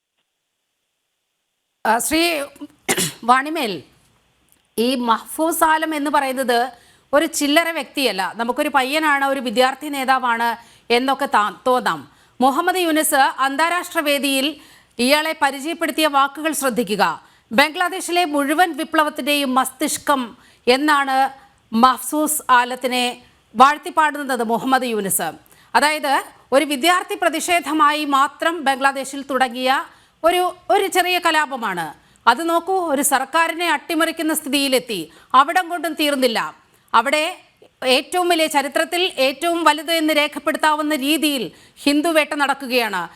കേന്ദ്ര സർക്കാർ തന്നെ പുറത്തുവിട്ട കണക്കനുസരിച്ച് 2200 കേസുകളാണ് രജിസ്റ്റർ ചെയ്തിരിക്കുന്നത് ഈ 2024 എത്തുമ്പോൾ. അപ്പോൾ ഈ മഹ്ഫൂസ് ആലം പറഞ്ഞത് വെറും ബാലിശമാണ് എന്നത് തള്ളിക്കളഞ്ഞുകൊണ്ട് നമുക്ക് വെറുതെ ഇരിക്കാൻ കഴിയുമോ? അതായത് മഹ്ഫൂസ് ആലമിന്റെ പ്രസ്താവനയെ നിങ്ങൾ ഏത് രൂപത്തിൽ കാണുന്നതല്ല, ആലമിന്റെ പ്രസ്താവനക്ക് നൽകേണ്ട വില എത്രമാത്രം നൽകിയൊഴിക്കാനുള്ളത്. അദ്ദേഹത്തിന്റെ വില ഏത് രൂപത്തിലാണ് നമ്മൾ വില കൽപ്പിക്കേണ്ടത്? ഞാൻ ചോദിക്കുന്ന കാര്യം, അദ്ദേഹം അവിടെ നടന്ന വിപ്ലവങ്ങൾക്ക് നേതൃത്വം നൽകിയിട്ട് ശരിയാണ്. പക്ഷെ ഇന്ത്യയുമായി തട്ടി നോക്കുമ്പോൾ അദ്ദേഹത്തിന്റെ പ്രസ്താവന എങ്ങനെയാണ് വില കൽപ്പിക്കാൻ കഴിയുക? എന്താണ് ചെയ്യാൻ കഴിയുക ബംഗ്ലാദേശിന്? ഒരു രാഷ്ട്രത്തിൽ ഇരുന്നു കൊണ്ട് ഒരാൾക്ക് എന്തും പറയാം, പക്ഷേ അത് പ്രാവർത്തികമാകാൻ കഴിയുന്നതാണ് ചിന്ത. നമ്മൾ അതിനെ നിഷേധിക്കുന്നത് മാത്രമല്ല, ഒരു വിധത്തിലും ഇപ്പൊ നിങ്ങൾ പറയേണ്ടായി ഹൈന്ദവ സഹോദരങ്ങൾ ന്യൂനപക്ഷങ്ങൾ ആക്രമിക്കപ്പെടുന്നതിനെ കുറിച്ച് ആർക്കാണ് അതിൽ ആശങ്കയില്ലാത്തത്? ക്രൂരമായ നടപടിയാണ്, എതിർക്കപ്പെടേണ്ടതാണ്. ഇക്കഴിഞ്ഞ 3 ദിവസം മുമ്പ് മുസ്ലിം ലീഗിന്റെ സംസ്ഥാന എക്സിക്യൂട്ടീവ് പ്രമേയം പാസ്സാക്കിയിട്ടുണ്ട്. ഏറ്റവും വലിയ പ്രമേയം അതാണ്. ബംഗ്ലാദേശിലെ ന്യൂനപക്ഷങ്ങൾക്ക് സംരക്ഷണം നൽകണം, ഒരാൾ പോലും ആക്രമിക്കപ്പെടാൻ പാടില്ല, നീതിപൂർവമായി ബംഗ്ലാദേശ് ഗവൺമെന്റ് വിവിധ മതസ്ഥരോട് നീതി കാണിക്കണം എന്ന രൂപത്തിൽ പ്രസ്താവന മുസ്ലിം ലീഗ് ഔദ്യോഗികമായി ഇറക്കി. നിങ്ങളെ ജനൻ ടി വി അടക്കം അന്ന് പത്രസമ്മേളനത്തിൽ പങ്കെടുത്തതാണ്. ഇതിൽ വന്നത് എനിക്കറിയില്ല. അപ്പോ ഈ വിഷയത്തിൽ ആർക്കാണ് എൻ്റെ അഭിപ്രായമുള്ളത്? ഇന്ത്യയെ സംബന്ധിച്ചിടത്തോളം, ഇന്ത്യയിലെ പൗരനെ സംബന്ധിച്ചിടത്തോളം ബംഗ്ലാദേശിൻ്റെത് മാത്രമല്ല, ബംഗ്ലാദേശ് ആയാലും ശ്രീലങ്കയായാലും പാകിസ്ഥാനായാലും ഇന്ത്യയെ നോക്കി തുറച്ചു നോക്കുന്ന കണ്ണുകളെ നമ്മൾ അതേ രൂപത്തിൽ പ്രതികരിക്കും. അത് അംഗീകരിക്കുന്ന പ്രശ്നമില്ല. ഈ ആലം ഏത് രൂപത്തിൽ വന്നു കഴിഞ്ഞാലും നമ്മൾ അംഗീകരിക്കുന്ന പ്രശ്നമില്ല. എന്താ പിന്നെ അവിടെ ചോദ്യത്തിന് ഉത്തരം? എന്ത് പ്രസക്തിയാണ് ചോദ്യത്തിനുള്ളത് മാഡം? ശ്രീ CVM വാണിമേൽ, അങ്ങ് പറയുന്നുണ്ട് മുസ്ലിം ലീഗ് ഇത്തരത്തിൽ ഇതിനെ അപലപിച്ചുകൊണ്ടൊരു പ്രസ്താവന നടത്തി, ഹിന്ദുവേട്ടയ്ക്കെതിരെ ശബ്ദമുയരണം എന്നൊക്കെ പറയുന്നുണ്ട്. പക്ഷേ ഈ രാജ്യത്തെ പ്രതിപക്ഷത്തെ നയിക്കുന്ന, ഇന്ത്യ സഖ്യത്തെ നയിക്കുന്ന എത്ര നേതാക്കൾ ഇതിങ്ങനെ വന്ന് പറയുന്നുണ്ട്? പലസ്തീന് വേണ്ടി ശബ്ദിച്ചവരൊക്കെ ബംഗ്ലാദേശിന്റെ കാര്യത്തിൽ അങ്ങേയറ്റം സൈലന്റ് ആകുന്ന കാഴ്ചയിലെ നമ്മൾ കണ്ടുകൊണ്ടിരിക്കുന്നത്. മാഡം, ഞാൻ പറയുകയല്ല, മുസ്ലിം ലീഗിന്റെ സംസ്ഥാന എക്സിക്യൂട്ടീവിൽ അംഗീകരിച്ച പ്രമേയത്തെ കുറിച്ച് സംസാരിക്കുന്നത്. മഹാനായ നമ്മുടെ അധ്യക്ഷൻ പാണക്കാട് സാദിഖ് അലി ശബ്ദങ്ങൾ 13 മിനിറ്റാണ് സംസാരിച്ചത് ബംഗ്ലാദേശിൽ ആക്രമിക്കപ്പെടുന്ന ന്യൂനപക്ഷങ്ങളെ കുറിച്ച്, അവിടുത്തെ ഹിന്ദു സഹോദരങ്ങൾ വേട്ടയാടുന്നതിനെ കുറിച്ച്. ഇത് അംഗീകരിക്കാൻ കഴിയില്ല എന്ന് മാത്രമല്ല, ആ രാഷ്ട്രീയ പ്രമേയം ഞങ്ങൾ മീഡിയകൾക്ക് നൽകിയിട്ടുണ്ട്. പിന്നെ മറ്റുള്ള പ്രതിപക്ഷ കക്ഷികളുടെ പ്രതികരണം നിനക്ക് പറയാൻ കഴിയില്ല. നമ്മൾ പറയുന്നത് എവിടെയായാലും ന്യൂനപക്ഷങ്ങൾ ഇന്ത്യ സഖ്യത്തിന്റെ ഒരു പ്രധാന കക്ഷിയാണല്ലോ നിങ്ങൾ. എന്തുകൊണ്ട് ഈ ലോക്സഭാ പ്രതിപക്ഷ നേതാവൊക്കെ ഈ വിഷയത്തിൽ ഒന്ന് സംസാരിക്കണമെന്ന് നിങ്ങൾ ആവശ്യപ്പെടുന്നില്ല? അത്രയൊന്നും വേണ്ട. വയനാട് MP ഉണ്ടല്ലോ, പലസ്തീന്റെ ബാഗൊക്കെ തൂക്കി പാർലമെന്റിനകത്തു കൂടി നടക്കുന്ന പ്രിയങ്കയെ സംബന്ധിച്ച് ഈ ബംഗ്ലാദേശ് എന്നുള്ള ഒരു വാക്ക് ഒന്ന് മിണ്ടിക്കൂടെ? നമ്മൾ ഈ മാഡത്തിന്റെ വാക്ക് പറയുകയാണ്, ഈ വിഷയത്തിൽ പ്രതിപക്ഷ നേതാവെന്ന് മാത്രമല്ല ഇന്ത്യയിലെ മുഴുവൻ രാഷ്ട്രീയ പാർട്ടികളും പ്രതികരിക്കേണ്ടതാണ്, പ്രതിഷേധിക്കേണ്ടതാണ്. എവിടെ ഞങ്ങൾ എന്തെന്നറിയോ, ബംഗ്ലാദേശിൽ മാത്രമല്ല പാകിസ്ഥാനിലായാലും ശ്രീലങ്കയിലായാലും അറബ് ലോകത്തായാലും ഇന്ത്യയിലായാലും ന്യൂനപക്ഷങ്ങളെന്ന് മാത്രം ഒരാളും ആക്രമിക്കപ്പെട്ടുകൂടാ. ജനിച്ചു വീണ മനുഷ്യന് അഭിമാനത്തോടു കൂടി ജീവിക്കാനുള്ള സ്വാതന്ത്ര്യം ഉണ്ടാവണം. അത് ഏത് മതത്തിലായാലും നിഷേധിക്കപ്പെട്ടുകൂടാ എന്നുള്ള അഭിപ്രായങ്ങൾ മുസ്ലിം ലീഗിനെ സംബന്ധിച്ചിടത്തോളം ഇതിലൊന്നും യാതൊരു അഭിപ്രായ വ്യത്യാസമില്ല. മുഖത്തോ എത്ര കാലം ഞങ്ങൾ പറഞ്ഞുകൊണ്ടിരിക്കുന്നത്. അതുകൊണ്ട് മറ്റ് പ്രതിപക്ഷ കക്ഷികളുടെ മുഴുവൻ നേതാക്കൾ പ്രതികരിക്കേണ്ടതാണ്. അല്ല, നമുക്ക് രണ്ട് അഭിപ്രായ കാര്യത്തിലില്ല. ബംഗ്ലാദേശിലെ ന്യൂനപക്ഷങ്ങൾ ആക്രമിക്കപ്പെട്ടുകൂടാ. എല്ലാ അർത്ഥത്തിലും പ്രതിപക്ഷ നേതാവ് പ്രതികരിക്കണം. പറയുന്നത് നമുക്ക് രണ്ട് അഭിപ്രായ കാര്യത്തിലില്ല. ഈ ഇന്ത്യ മുന്നണിയിലെ മുഴുവൻ രാഷ്ട്രീയ കക്ഷികളും പ്രമേയം പാസാക്കേണ്ടതുണ്ട്. പക്ഷെ മുസ്ലിം ലീഗ് എല്ലാ കാലഘട്ടങ്ങളിലും ഇത്തരം വിഷയങ്ങളിൽ മുൻകൂട്ടി എടുക്കുന്ന തീരുമാനങ്ങൾ അത് ലോകശ്രദ്ധ ആകർഷിക്കാറുണ്ട്. ചെറിയ പാർട്ടിയാണെങ്കിലും ഇന്ത്യ ജനാധിപത്യത്തിൽ വലിയ മുതൽക്കൂട്ടാവാറുണ്ട്. ശരി, അങ്ങയുടെ നിലപാട് അതാണ്. ഇനി നുസ്രത്ത് ജഹാനിലേക്ക് വരികയാണെങ്കിൽ, നുസ്രത്ത്, ഈ മഹ്ഫൂസ് ആലം പറഞ്ഞ വാക്കുകളെ നമുക്ക് അത്ര നിഷ്കളങ്കമായി തള്ളിക്കളയാൻ കഴിയുമോ? കാരണം ഒരു ബംഗ്ലാദേശിലെ വലിയൊരു കലാപത്തിന് നേതൃത്വം നൽകി, ബംഗ്ലാദേശിനെ ഛിന്ന ഭിന്നമാക്കുന്ന രീതിയിലേക്ക് എത്തി, ആ സർക്കാരിനെ അട്ടിമറിച്ചു. ഒരു വിദ്യാർത്ഥി പ്രക്ഷോഭം മാത്രമായിരുന്നില്ല അതെന്ന് പിന്നീട് വെളിവാക്കപ്പെട്ടു. കൃത്യമായ ഹിന്ദു കൂട്ടക്കൊല, വംശഹത്യ അവിടെ അരങ്ങേറുകയാണ്. ഇതിലൊക്കെ മഹ്ഫൂസ് ആലം എന്ന് പറയുന്ന ഒരു വിദ്യാർത്ഥി നേതാവിൻ്റെ പുറകിൽ ആരാണ് എന്നത് വളരെയധികം ചിന്തിക്കേണ്ട ഒരു ഘട്ടമല്ലേ ഇപ്പോൾ? കാരണം ഇത്ര വലിയ കാര്യങ്ങളൊക്കെയാണ് അദ്ദേഹം വച്ചു വിളമ്പുന്നത്. അതെ, തീർച്ചയായിട്ടും അവർക്ക് ഉണ്ടാവുന്ന ഒരു പ്രശ്നം എന്ന് പറയുന്നത്, ഇപ്പോ അവിടുത്തെ ഭരണാധികാരി അഭയം പ്രാപിച്ചിരിക്കുന്നത് ഇന്ത്യയിലാണ്. അതും അവർ കണക്കിലെടുത്തിട്ടുള്ള കാര്യങ്ങളെ അവർ സംസാരിക്കുകയുള്ളൂ. പിന്നെ നമ്മൾ അവർക്ക് ഗ്രേറ്റ് ബംഗ്ലാദേശ് അവർ ഉന്നം വെക്കുമ്പോൾ നമ്മൾ അഖണ്ഡ ഭാരതം തന്നെ നമ്മൾ മുന്നോട്ട് വെക്കേണ്ട സമയം അതിക്രമിച്ചിരിക്കുന്നു എന്നാണ് എനിക്ക് പറയാനുള്ളത്. ഇന്ത്യ ഇതിന് ഇത്രയും ഇന്നിപ്പോ മറുപടി കൊടുത്തു വിദേശകാര്യ വക്താവ് പറഞ്ഞു. പക്ഷേ ഇതിനേക്കാളും ശക്തമായ രീതിയിൽ ഇന്ത്യ അതിനെ ഏറ്റെടുക്കണം എന്നുള്ളതാണ് നമ്മളെ പോലുള്ളവർക്ക് അഭിപ്രായം പറയാനുള്ളത്. കാരണം നമ്മൾ ഇപ്പൊ 1971 ബംഗ്ലാദേശ് രൂപീകരിച്ച് ഏറ്റവും അധികം ദാരിദ്ര്യം അനുഭവിച്ച കാലത്തെ ഒരു കഥ പറഞ്ഞു ചിരിക്കാറുണ്ട് ഞങ്ങളെ നാട്ടിലെ. അപ്പോ അതെന്താ വെച്ചാൽ ചായക്കടയിലാണല്ലോ രാഷ്ട്രീയം പറയാന്ന് പത്രം വായിച്ച്. അപ്പൊ തലക്കെട്ട് തന്നെ ബംഗ്ലാദേശ് പട്ടിണിയില് ഒന്നുമില്ല, ദാരിദ്ര്യത്തിന്റെ വക്കിൽ നിന്നുള്ള തലക്കെട്ട് വായിച്ച ആളോട് ഒരു ഇക്ക ചോദിക്കുകയുണ്ടായി, എന്താപ്പോ ഇന്ദിരാഗാന്ധിക്ക് ഇവിടെ ഉള്ള വല്ല എയർപോർട്ടോ അതോ വിറ്റിട്ട് അങ്ങോട്ട് കൊടുത്തു ഓരോ സന്തോഷാക്കി കൂടെ? ആ ചോദ്യം തന്നെയാണ് ഇന്നും മുസ്ലിം ലീഗും ഈ പറയുന്ന പ്രതിപക്ഷ പാർട്ടികളും ഒക്കെ ഇന്നും ചോദിക്കണേ. അത് അദ്ദേഹത്തിന്റെ വാക്കുകളാണെങ്കിലും അതൊരു നാട്ടില് പറഞ്ഞ വാക്ക് എന്ന് പറഞ്ഞത് ഇന്നിപ്പോ ഈ പ്രതിപക്ഷ നമ്മൾ കണ്ടു. പാലസ്തീന് വേണ്ടി കരഞ്ഞ ഇവരാരെങ്കിലും ഒരു മെഴുകുതിരി കത്തിക്കാനോ ഒരു പള്ളിയിൽ പ്രാർത്ഥന നടത്താനോ ഏതെങ്കിലും ഒരു മൗദൂദി ലീഗിൽ റെഡിയായോ? എന്റെ മുസ്ലിം ലീഗിന്റെ പ്രതിനിധി എന്റെ ഒരു സുഹൃത്ത് തന്നെയാണ്. ആ സുഹൃത്തിനെ മുന്നിൽ ഇരുത്തിക്കൊണ്ട് തന്നെ ഞാൻ ചോദിക്കട്ടെ, എന്തുകൊണ്ട് നിങ്ങൾ മൗദൂദി ലീഗായി? നിങ്ങളും അവരും തമ്മിൽ ഒരുപാട് വ്യത്യാസം ഉണ്ടായിരുന്ന സുന്നി നിയമങ്ങൾക്കും സുന്നി ആചാരങ്ങൾക്കും വില കണ്ടിരുന്ന ഒരു ലീഗ് എങ്ങനെ മൗദൂദി ലീഗായി? അവർക്കൊന്നുമില്ല, മക്ബറകൾ അടിച്ചു ഒടിക്കുക, കണ്ടാ സലാം ചൊല്ലാൻ പാടില്ല സുന്നിയെ, ഇങ്ങനെ പറഞ്ഞിട്ടുണ്ടായിരുന്ന ഒരു സുന്നി മാത്രം കൂടിയ ഈ ലീഗ് എങ്ങനെ മുസ്ലിം ലീഗ് എങ്ങനെ മൗദൂദി ലീഗായി? കാരണം പാകിസ്ഥാന്റെ ഭാഗത്ത് നിന്ന് മൗദൂദി ലീഗായെന്നുള്ള ഒരു വലിയൊരു ആശയം. ഈ മൗദൂദികൾ പറയണ ഇന്ത്യ ഇസ്ലാമിലൂടെ മോചനം നേടുന്നു പറയുമ്പോൾ ഇവരുടെ വോട്ട് വാങ്ങാൻ വേണ്ടി, ഈ വോട്ടിന് വേണ്ടിയിട്ട് ഈ ലീഗ് എന്തിനു വേണ്ടിയിട്ട് ഇവരെ കൂടെ നിൽക്കും. അപ്പൊ ഇവര് പറയേണ്ട ഒരു അതാണ് ഏറ്റവും പ്രയാസം തോന്നുന്ന ഒരു കാര്യം. ഭാരതത്തിൽ ജീവിക്കുന്ന നമുക്ക് നമ്മുടെ ആൾക്കാരെന്ന് വിശ്വസിച്ച എന്നും ഇവിടെ പ്രസ്ഥാനങ്ങളും ഇതൊക്കെ ഇറക്കി എല്ലാം കൊണ്ടും അവര് സമ്പന്നമായിട്ട് നിൽക്കുന്ന ഒരു പാർട്ടി മൗദൂദികളെ സഹായം വേണോ ഇന്ത്യയെ വെട്ടിപ്പിടിക്കാൻ എന്നുള്ളതാണ് ചോദ്യം. കാരണം അവര് പറയണം ഭാരതം നമുക്ക് വേണ്ടി മുസ്ലിം രാജ്യമായിട്ട് പാകിസ്ഥാന് വിഭജിച്ചു കൊടുത്തു, പിന്നെ ബംഗ്ലാദേശിന് കൊടുത്തു, എല്ലാം കഴിഞ്ഞിട്ടും ഇസ്ലാമിക രാഷ്ട്രം സൃഷ്ടിക്കാനോ ഇതിനു വേണ്ടി ഇപ്പോഴും പടക്കം പൊട്ടിക്കണം. ബംഗ്ലാദേശിൽ ഹിന്ദുക്കൾ ആക്രമിക്കുമ്പോ ഈ പ്രതിപക്ഷത്തിരിക്കുന്ന എല്ലാവരും സന്തോഷത്തോടെ ആഹ്ലാദിച്ച് വിസ്മയമാക്കല്ലേ ചെയ്യണത്. നമ്മൾ കാണുന്ന അതല്ലേ ഇപ്പൊ ഇവിടെ. ആർക്കെങ്കിലും ഒരു വിഷമുണ്ടോ? കാരണം ഇല്ല, ഇത് വിശ്വാസമാണ്. സോഷ്യൽ മീഡിയ ആണല്ലോ ഇന്നത്തെ നമ്മുടെ എല്ലാവരുടെയും, എല്ലാ കുഞ്ഞുങ്ങൾ തൊട്ട് വൃദ്ധന്മാര് വരെയുള്ള വായിക്കുന്നത്. അവിടെ പോലും കാണുന്നത് നമ്മൾ ഈ ഇസ്ലാമിക രാഷ്ട്രമാവുന്നതിലേക്ക് പോകുന്ന ഇതും നമ്മളൊക്കെ പോണ വഴി നരകത്തിലേക്കും. അപ്പൊ കോണിയിലൂടെ കയറിയ സ്വർഗത്തിൽ എത്തുന്ന അവര് പറയണ പോലെ ഇതാണിപ്പോ മതം മാറ്റി 4.5 കോടിയോളം ബംഗ്ലാദേശികളുള്ള ഭാരതത്തിൽ അവര് സുഖമായി ജീവിക്കുന്നു. ബംഗ്ലാദേശികളുണ്ട്, ഡൽഹിയിൽ വരെ ഉണ്ട്. ഈ അതിഥി തൊഴിലാളികൾ എന്ന് പറഞ്ഞ് വരണ എത്ര പേര് ബംഗ്ലാദേശികളാണ് നിങ്ങൾക്ക് അറിയോ? റെക്കോർഡ് പരിശോധിച്ച് നോക്ക്. അവരോടൊക്കെ നമ്മൾ തിരിഞ്ഞ് ഇതേ പ്രവർത്തി കാണിച്ചാൽ ഈ ബംഗ്ലാദേശിനോട് എന്താവും സ്ഥിതി? അത് ഇവിടുത്തെ രാഷ്ട്രത്തിന്റെ രാഷ്ട്രബോധമുള്ളവരായിട്ടല്ലേ ഭാരതം ഇങ്ങനെ കാത്തിരിക്കുന്നത്. എല്ലാ ഭാഗവും അഖണ്ഡ ഭാരതം വെട്ടിപ്പിടിച്ച എല്ലാ ഭാഗത്തും നമ്മൾ കാണുന്ന ഇത്രയും വിസ്താരത്തിൽ നമ്മൾ കാണുന്നു ഇസ്ലാമിക രാജ്യം കെട്ടിപ്പടുക്കുക.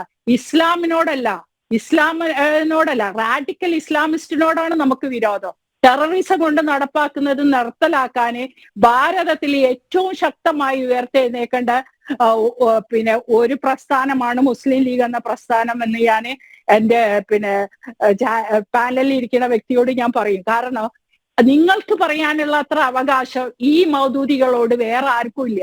അത് പറയാ. കാരണം ഇന്നെല്ലാം മാറി. അപ്പൊ എല്ലാ ആശയമായിട്ട് ഇപ്പൊ നമ്മൾ കണ്ട എക്സസൈസ് പോലും മെല്ലെ മെല്ലെ വന്ന് ആ ഒരു ആശയമായിട്ട് ആൾക്കാരെല്ലാം കിട്ടിക്കഴിയുമ്പോ ആ ഒരു ബ്രെയിനിലേക്ക് ഈ ഒരു റാഡിക്കലിസ്റ്റ് സ്വർഗത്ത് പോവാൻ വേണ്ടിയുള്ള കാര്യങ്ങൾ പറയണവരെ കൂടെ നമ്മൾ കൂടാൻ പാടില്ല. അത് രാഷ്ട്രബോധം ഇല്ലാത്ത, അത് നമ്മളെ കുട്ടികളെയും പഠിപ്പിക്കാൻ പാടില്ല. ഇതാണ് ഇപ്പൊ നടന്നുകൊണ്ടിരിക്കുന്ന രാഷ്ട്രീയം. അപ്പൊ ഇതെന്താന്ന് ചോദിക്കേണ്ട ഉത്തരവാദിത്തം ഈ മുസ്ലിം ലീഗിന് തന്നെയാണ്. ശരി നുസ്രത്ത്, ഞാൻ അങ്ങയിലേക്ക് തിരികെ എത്താം. ആർ വി ബാബുവിലേക്ക് പോവുകയാണ്. ശ്രീ ആർ വി ബാബു, ഈ ഒരു പ്രസ്താവന എന്ന് പറയുന്നത് പശ്ചിമ ബംഗാൾ, അതുപോലെ അസം, ത്രിപുര ഈ സംസ്ഥാനങ്ങളെ ലക്ഷ്യം ഇട്ടുകൊണ്ടാണല്ലോ ഇത്തരത്തിൽ ബംഗ്ലാദേശിൻ്റെ ഭാഗത്തു നിന്നും ഒരു ക്ലെയിം വരുന്നത്. അതിനെ നിഷ്കളങ്കമായി കാണാനാകില്ല എന്ന് നമ്മൾ പറയുന്നതിൻ്റെ അടിസ്ഥാനം ഈ വെസ്റ്റ് ബംഗാളിലൊക്കെ കുടിയേറിയിട്ടുള്ള ബംഗ്ലാദേശികളാണ്. വളരെ കൃത്യമായി നമുക്കറിയാം എത്രയോ ലക്ഷക്കണക്കിന് ബംഗ്ലാദേശികൾ അവിടെ കുടിയേറുന്ന ഒരു സാഹചര്യം ഉണ്ടായിട്ടുണ്ട്. 24th സൗത്ത് ഫർഗാന ജില്ലയൊക്കെ എടുത്തു നോക്കുകയാണെങ്കിൽ അവിടെ ഒരു മിനി ബംഗ്ലാദേശ് എന്ന് പറയാവുന്ന ഒരു സാഹചര്യമാണ് അവിടെയുള്ളത്. അവിടെ മിക്കവാറും ബംഗ്ലാദേശികളാണ് അവിടെ വന്ന് സ്ഥിരതാമസമാക്കുകയും സർക്കാരിൻ്റെ തിരിച്ചറിയൽ കാർഡുകൾ, റേഷൻ കാർഡുകൾ സ്വായത്തമാക്കുക, അത്തരത്തിൽ ഇന്ത്യൻ പൗരത്വം നേടിക്കൊണ്ട് ഇന്ത്യൻ പൗരന്മാരായി ജീവിക്കുകയാണ്. അവിടെയാണ് നമ്മളെ സംബന്ധിച്ചിടത്തോളം വലിയൊരു വെല്ലുവിളി അവിടെ നിൽക്കുന്നത്. ഈ വോട്ടേഴ്സ് ലിസ്റ്റിൽ ഉള്ളവരെല്ലാം യഥാർത്ഥത്തിൽ ഇന്ത്യൻ പൗരന്മാരാണോ? അത്തരത്തിലുള്ള വലിയ പരിശോധനയിലേക്കൊക്കെ വഴി തുറക്കുന്നതാണ് ഇത്തരത്തിൽ ബംഗ്ലാദേശിൻ്റെ ഒരു ക്ലെയിം എന്ന് നമുക്ക് പറയാൻ കഴിയുമോ?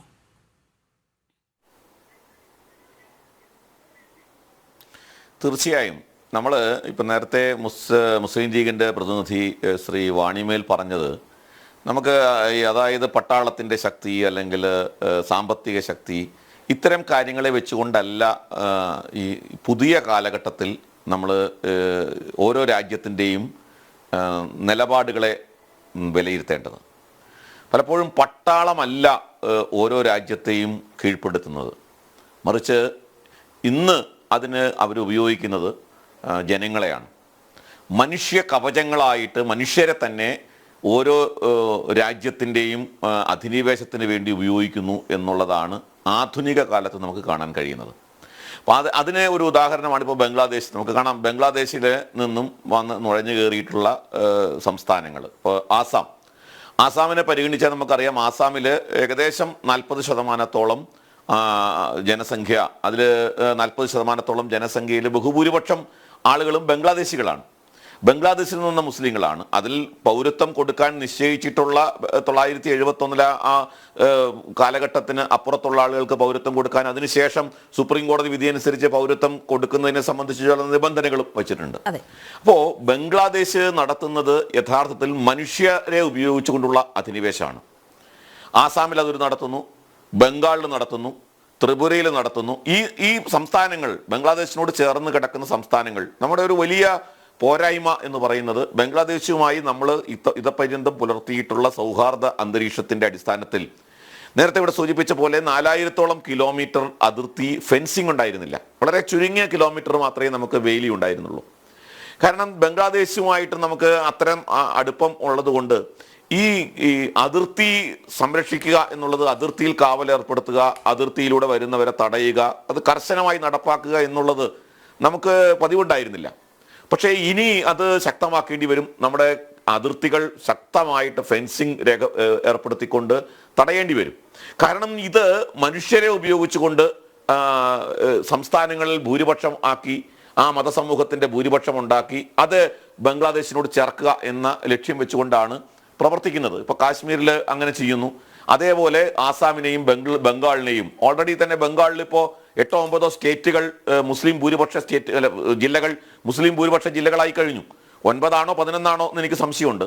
അതായത് അതൊന്നും തദ്ദേശീയരായ ഇന്ത്യൻ മുസ്ലിങ്ങളുടെ ജനസംഖ്യാ വർധനവല്ല. അങ്ങനെയാണെങ്കിൽ നമുക്കത് മനസ്സിലാക്കാമായിരുന്നു. മറിച്ച് നുഴഞ്ഞു കയറി വന്ന ആളുകളുടേതാണ്. എന്തിന് നമ്മൾ ഈ 3 അതിർത്തി സംസ്ഥാനങ്ങളെ കുറിച്ച് മാത്രം ചിന്തിക്കണം? കേരളത്തിന്റെ അവസ്ഥ എന്താണ്? കേരളത്തിലടക്കം ബംഗ്ലാദേശി പൗരന്മാരുടെ വലിയ തോതിലുള്ള കടന്നുകയറ്റം ഉണ്ടായിരിക്കുന്നു. നമുക്കതിനെക്കുറിച്ചൊരു കണക്കില്ല. സംസ്ഥാന സർക്കാരിന് അതിനെക്കുറിച്ചൊരു കണക്കില്ല. ഇവിടെ ഞാൻ താമസിക്കുന്നത് പറവൂരാണ്. ഈ പറവൂരിൽ തൊട്ടടുത്ത ഒരു കടയിൽ അവരോട് ചോദിക്കുന്നു, അവരുടെ നാടെവിടെയാണെന്ന് ചോദിക്കുന്നു, അവരെ പരിചയപ്പെട്ട് ചോദിക്കുമ്പോൾ അവരെല്ലാവരും ഒരു മടിയും കൂടാതെ, ഒരു ഭയവും കൂടാതെ അവർ പറയുന്നത് ഞങ്ങൾ ബംഗ്ലാദേശിൽ നിന്നുള്ളവരാണെന്നാണ്. അപ്പോൾ ഇങ്ങനെ ബംഗ്ലാദേശിൽ നിന്ന് വരുന്നവർക്ക് ഇവിടെ യഥേഷ്ടം താമസിക്കാനും അവർക്ക് ജീവിക്കാനും കഴിയുന്ന സാഹചര്യം അത് നമ്മുടെ ഇന്റേണൽ ത്രെട്ടാണ്. ആഭ്യന്തര സുരക്ഷയ്ക്ക് വലിയൊരു ഭീഷണിയാണ്. അതിന്റെ ഏറ്റവും ഒടുവിലത്തെ ഒരു സംഭവമാണ് അടുത്ത ദിവസം കാസർഗോഡ് നിന്ന് അറസ്റ്റ് ചെയ്ത ഒരു ബംഗ്ലാദേശി പൗരൻ, അൽ ഖ്വയ്ദയുടെ സ്ലീപ്പർ സെല്ലായിട്ടുള്ള ഒരു ബംഗ്ലാദേശി പൗരനെ അറസ്റ്റ് ചെയ്യുകയുണ്ടായി. ഇത് വലിയ തോതിൽ നമ്മൾ ഗൗരവമായിട്ട് എടുക്കേണ്ടതാണ്. ബംഗ്ലാദേശിനെ സംബന്ധിച്ചിടത്തോളം അവർക്ക് അവരുടെ സൈനിക ശക്തി കൊണ്ട് നിലനിൽക്കാൻ കഴിയില്ല. അതൊക്കെ ശരിയാണ്. ഇപ്പോൾ 290 കിലോമീറ്ററോ 270 കിലോമീറ്ററോ മറ്റോ ആണ് അരക്കൻ ആർമി ബംഗ്ലാദേശിന്റെ ഭൂപ്രദേശം ഇപ്പോൾ പിടിച്ചടക്കിയത്. മ്യാൻമറിലെ ഒരു വിമത സേനയായിട്ടുള്ള അരക്കൻ ആർമി പിടിച്ചടക്കിയത് 270 സ്ക്വയർ കിലോമീറ്റർ മറ്റുമാണ്. സെന്റ് മാർട്ടിൻ ദ്വീപിന്റെ അടുത്ത് വരെ അവർ എത്തി എന്നാണ് പറയപ്പെടുന്നത്. അപ്പോൾ അങ്ങനെയുള്ള ബംഗ്ലാദേശ്, ഇപ്പോൾ പട്ടിണിയുടെ കാര്യം നേരത്തെ ഇവിടെ സൂചിപ്പിച്ചു, നേരത്തെ നുസ്രത്ത് സൂചിപ്പിച്ചു. എനിക്ക് ഓർമ്മ 971 ഇന്ദിരാഗാന്ധി ഒരു സ്റ്റാമ്പ് ഇറക്കിയിരുന്നു, റെഫ്യൂജി സ്റ്റാമ്പ്. അതിന്റെ പേര് തന്നെ റെഫ്യൂജി സ്റ്റാമ്പ്. 5 രൂപയായിരുന്നു ആ സ്റ്റാമ്പിന്. ആ 5 രൂപയുടെ സ്റ്റാമ്പ് ഇറക്കിയത് ബംഗ്ലാദേശിനെ സഹായിക്കാനാണ്, ബംഗ്ലാദേശിലെ പട്ടിണി മാറ്റാൻ വേണ്ടിയാണ്. അപ്പൊ ബംഗ്ലാദേശിലെ പട്ടിണി മാറ്റാൻ സ്റ്റാമ്പ് ഇറക്കിയ, ബംഗ്ലാദേശിനെ സൈനികമായി സഹായിച്ച, ബംഗ്ലാദേശിന്റെ വികസന പ്രക്രിയയ്ക്ക് വൈദ്യുതി അടക്കം സംഭാവന ചെയ്ത, അങ്ങനെ അതേപോലെ ജലസേചനത്തിന് എല്ലാവിധ സൗകര്യങ്ങളും ചെയ്ത അങ്ങനെയുള്ള ഒരു നാടിനെ ശത്രുരാജ്യമാക്കി മാറ്റുന്ന തരത്തിലേക്ക് ബംഗ്ലാദേശ് മാറുന്നുണ്ടെങ്കിൽ അത് കേവലം ഒരു വ്യക്തിയുടെ ആശയതലത്തിൽ ഉദിച്ചതാണ് എന്ന് നമുക്ക് പറയാൻ സാധ്യമല്ല. അതിൻ്റെ പിന്നിൽ വലിയൊരു ബുദ്ധി കേന്ദ്രം പ്രവർത്തിക്കുന്നുണ്ട്.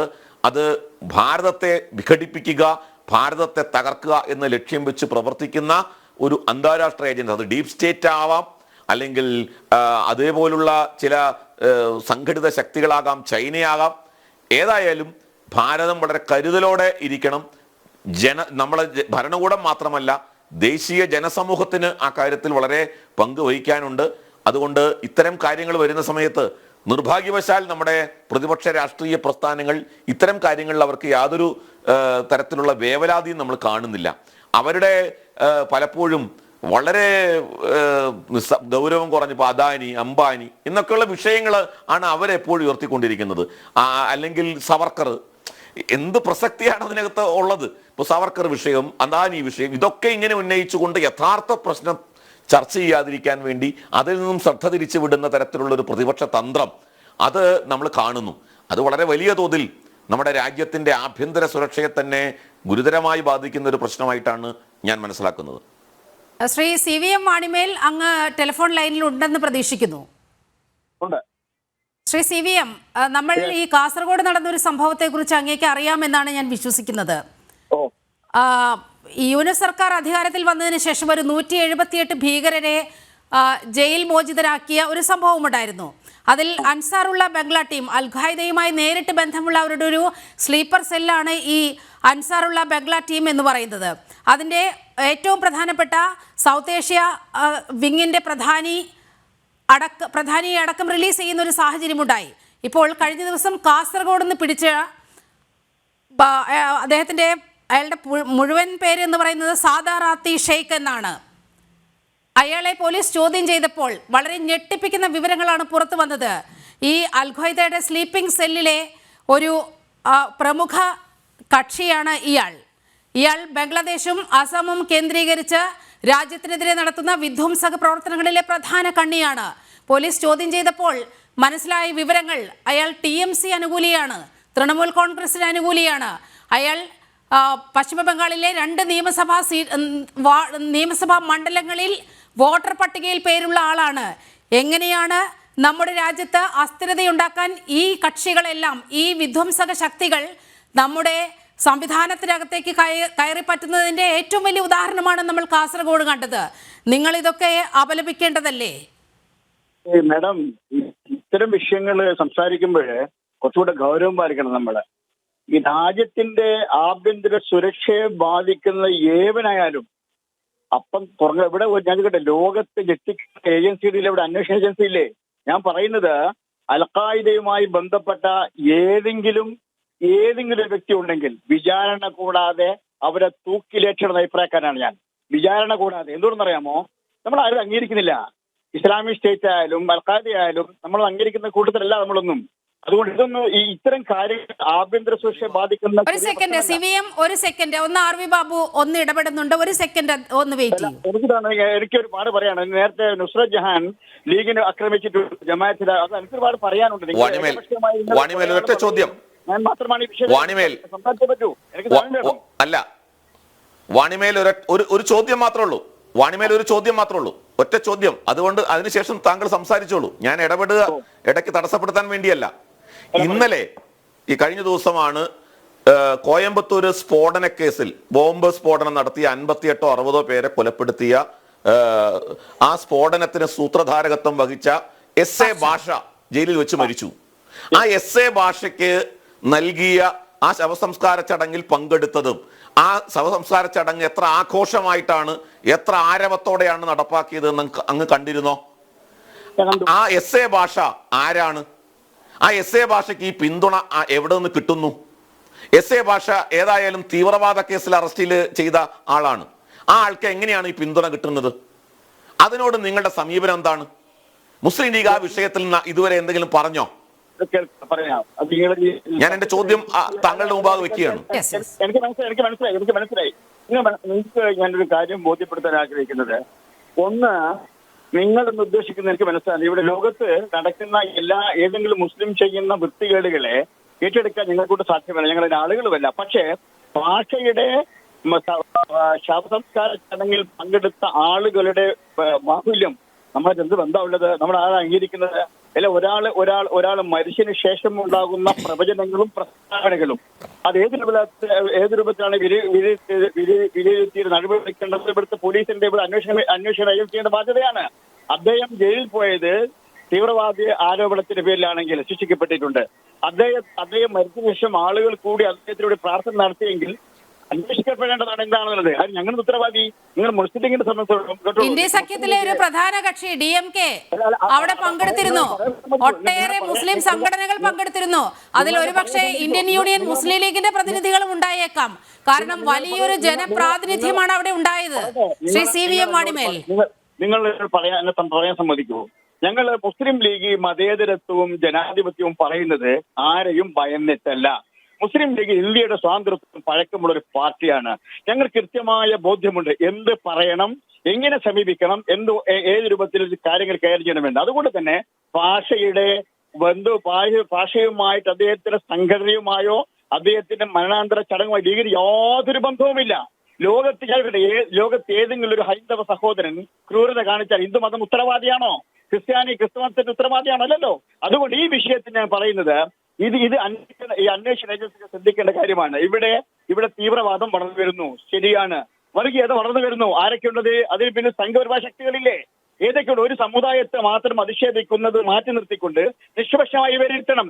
ഏത് ഭാഗത്ത് നിന്ന് ഏത് ന്യൂനപക്ഷ വർഗീയതയായാലും ന്യൂനപക്ഷ തീവ്രവാദമായാലും ഭൂരിപക്ഷ തീവ്രവാദമായാലും എതിർക്കപ്പെടേണ്ടതാണ്. ആ രൂപത്തിലാണ് സംസാരിക്കേണ്ടത്. മറ്റൊരു കാര്യം പറയാം, നേരത്തെ നുസ്രത്ത് ഒരു കാര്യം പറയുകയുണ്ടായി. മുസ്ലിം ജമാഅത്ത് എന്ത് ബന്ധാ നുസ്രത്തെ ഉള്ളത്? എവിടുന്നാണ് നിങ്ങൾ ഇതൊക്കെ പഠിച്ചത്? ഇന്ത്യ ജമാഅത്തെ ഇസ്ലാമി അടിസ്ഥാനപരമായി എതിർത്ത ആളുണ്ടറിയോ? മഹാനായ അല്ലാമ ഇക്ബാൽ സാരേ ജഹാൻ സെ അച്ഛ ഹിന്ദുസ്ഥാൻ ഹമാരാ എന്ന കവിത എഴുതിയ. ഒരിക്കൽ പോലും ജമാഅത്തെ ഇസ്ലാമിയെ മുസ്ലിം ലീഗ് ഏത് രൂപത്തിൽ അംഗീകരിച്ചെന്ന് മനസ്സിലാക്കേണ്ടിയിരിക്കുന്നു. നിങ്ങൾക്കാർക്കും അത് അറിയാവുന്നത്? മൗദൂദി എന്ന് പറഞ്ഞിട്ട് അധിക്ഷേപിക്കുമ്പോൾ ഒരു കാര്യം മനസ്സിലാക്കേണ്ടത്, മുസ്ലിം ലീഗിന് വലിയ പേടിയുള്ള കാര്യമൊന്നുമില്ല. നിങ്ങൾ മൗദൂദി എന്ന് പറഞ്ഞിട്ട് ആരാ നിങ്ങൾ പേടിപ്പിക്കുന്നത്? ലീഗിനെയാണോ? ലീഗിന്റെ തുറന്ന ഞാൻ വെല്ലുവിളിക്കുന്നു, ഒരു കോടതിക്കും ഒരു ജുഡീഷ്യറിക്കും ഒരു അന്വേഷണ സംഘത്തിന് മുസ്ലിം ലീഗിനെ പ്രതികൂട്ടിക്കാൻ കഴിയില്ല. എന്താണെന്നറിയോ? ഞങ്ങൾക്ക് തുറന്ന പുസ്തകമാണ്. ആരെങ്കിലും പറയുന്നത് കേട്ട് നുസ്രത്തെ പറഞ്ഞാൽ അംഗീകരിക്കുന്ന പ്രശ്നമല്ല. രണ്ടാമത്തെ കാര്യം പറയാം, ആദം സാറിനോട് പറയാണ് ഞാൻ. എന്താണെന്നറിയോ? നിങ്ങൾ പറഞ്ഞല്ലോ ഇവിടെ ഇന്ത്യൻ പൊളിറ്റിക്സ് ഉണ്ട് ഈ ബംഗ്ലാദേശിന്റെ പക്ഷത്തിൽ. ബംഗ്ലാദേശിനെ അമേരിക്ക ഇന്ത്യക്കെതിരെ ഉപയോഗിക്കുന്നുവെന്ന് സത്യമാണല്ലോ. ആ യാഥാർത്ഥ്യം മനസ്സിലാക്കിക്കൊണ്ട് അസീനയെ പുറന്തള്ളപ്പെട്ടപ്പോൾ അസീനയെ സംരക്ഷിച്ചിട്ട് ഇന്ത്യക്ക് അനുകൂലമായ നിലപാട് സ്വീകരിക്കുന്ന ഇന്ത്യ ഗവൺമെന്റ് ആണ്. അതിൽ ഇന്ത്യ ഗവൺമെന്റ് തെറ്റുപറ്റിയിട്ടില്ലേ? നിങ്ങളത് മനസ്സിലാക്കാത്തത്? അതെന്താ നിങ്ങൾ പറയാത്തത്? എന്തിനായി ഇത്രമാത്രം ദുരൂഹമായ ഒരു സാഹചര്യം ഉണ്ടാക്കിയത്?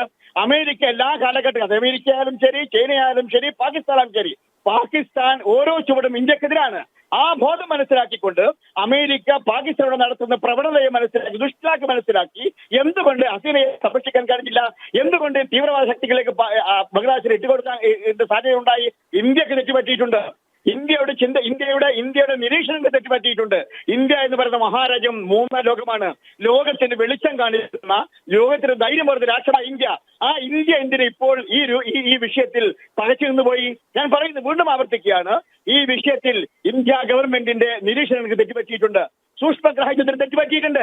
ആ ബോധം നമ്മൾക്കുണ്ടാവണം. ഞാൻ തുറന്നു പറയുന്നു, പാകിസ്ഥാൻ എല്ലാ ഘട്ടങ്ങളിലും ഓരോ അവിടെ പത്രങ്ങൾ എടുത്തു നോക്കൂ. പത്രങ്ങൾ ദിവസം ഇന്ത്യയെ കുറിച്ച് എഴുതുകയാണ്. സത്യമില്ലാത്ത വാർത്തകൾ. ഇവിടെ മുസ്ലിങ്ങൾ നിറനായിട്ട് നടത്തപ്പെടുന്നു. ശരിയാണല്ലോ?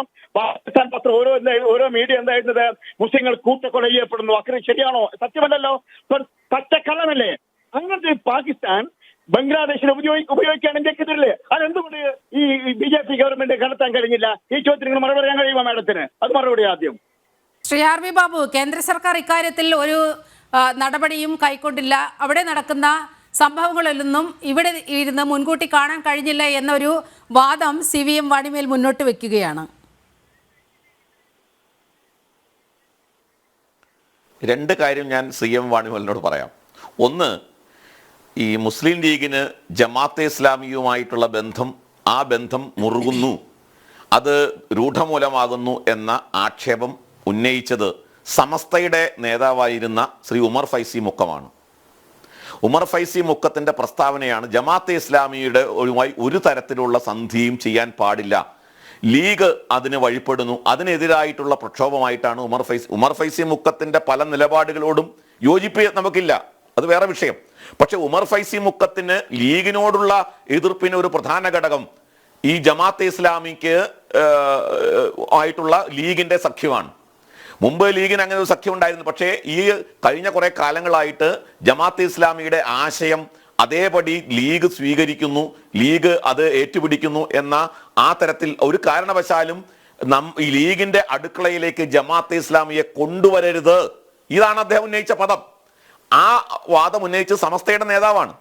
അപ്പോൾ സമസ്തയുടെ നേതാവ് സാദിഖ് അലി തങ്ങൾക്കെതിരെ പറഞ്ഞതും അതൊക്കെ വ്യത്യാസം. പക്ഷേ ജമാഅത്തെ ഇസ്ലാമിയുമായി ബന്ധപ്പെട്ട ആരോപണമാണ് ഉമർ ഫൈസി മുക്കം ഉന്നയിച്ചത് എന്ന് അങ്ങ് മറക്കാതിരിക്കുക.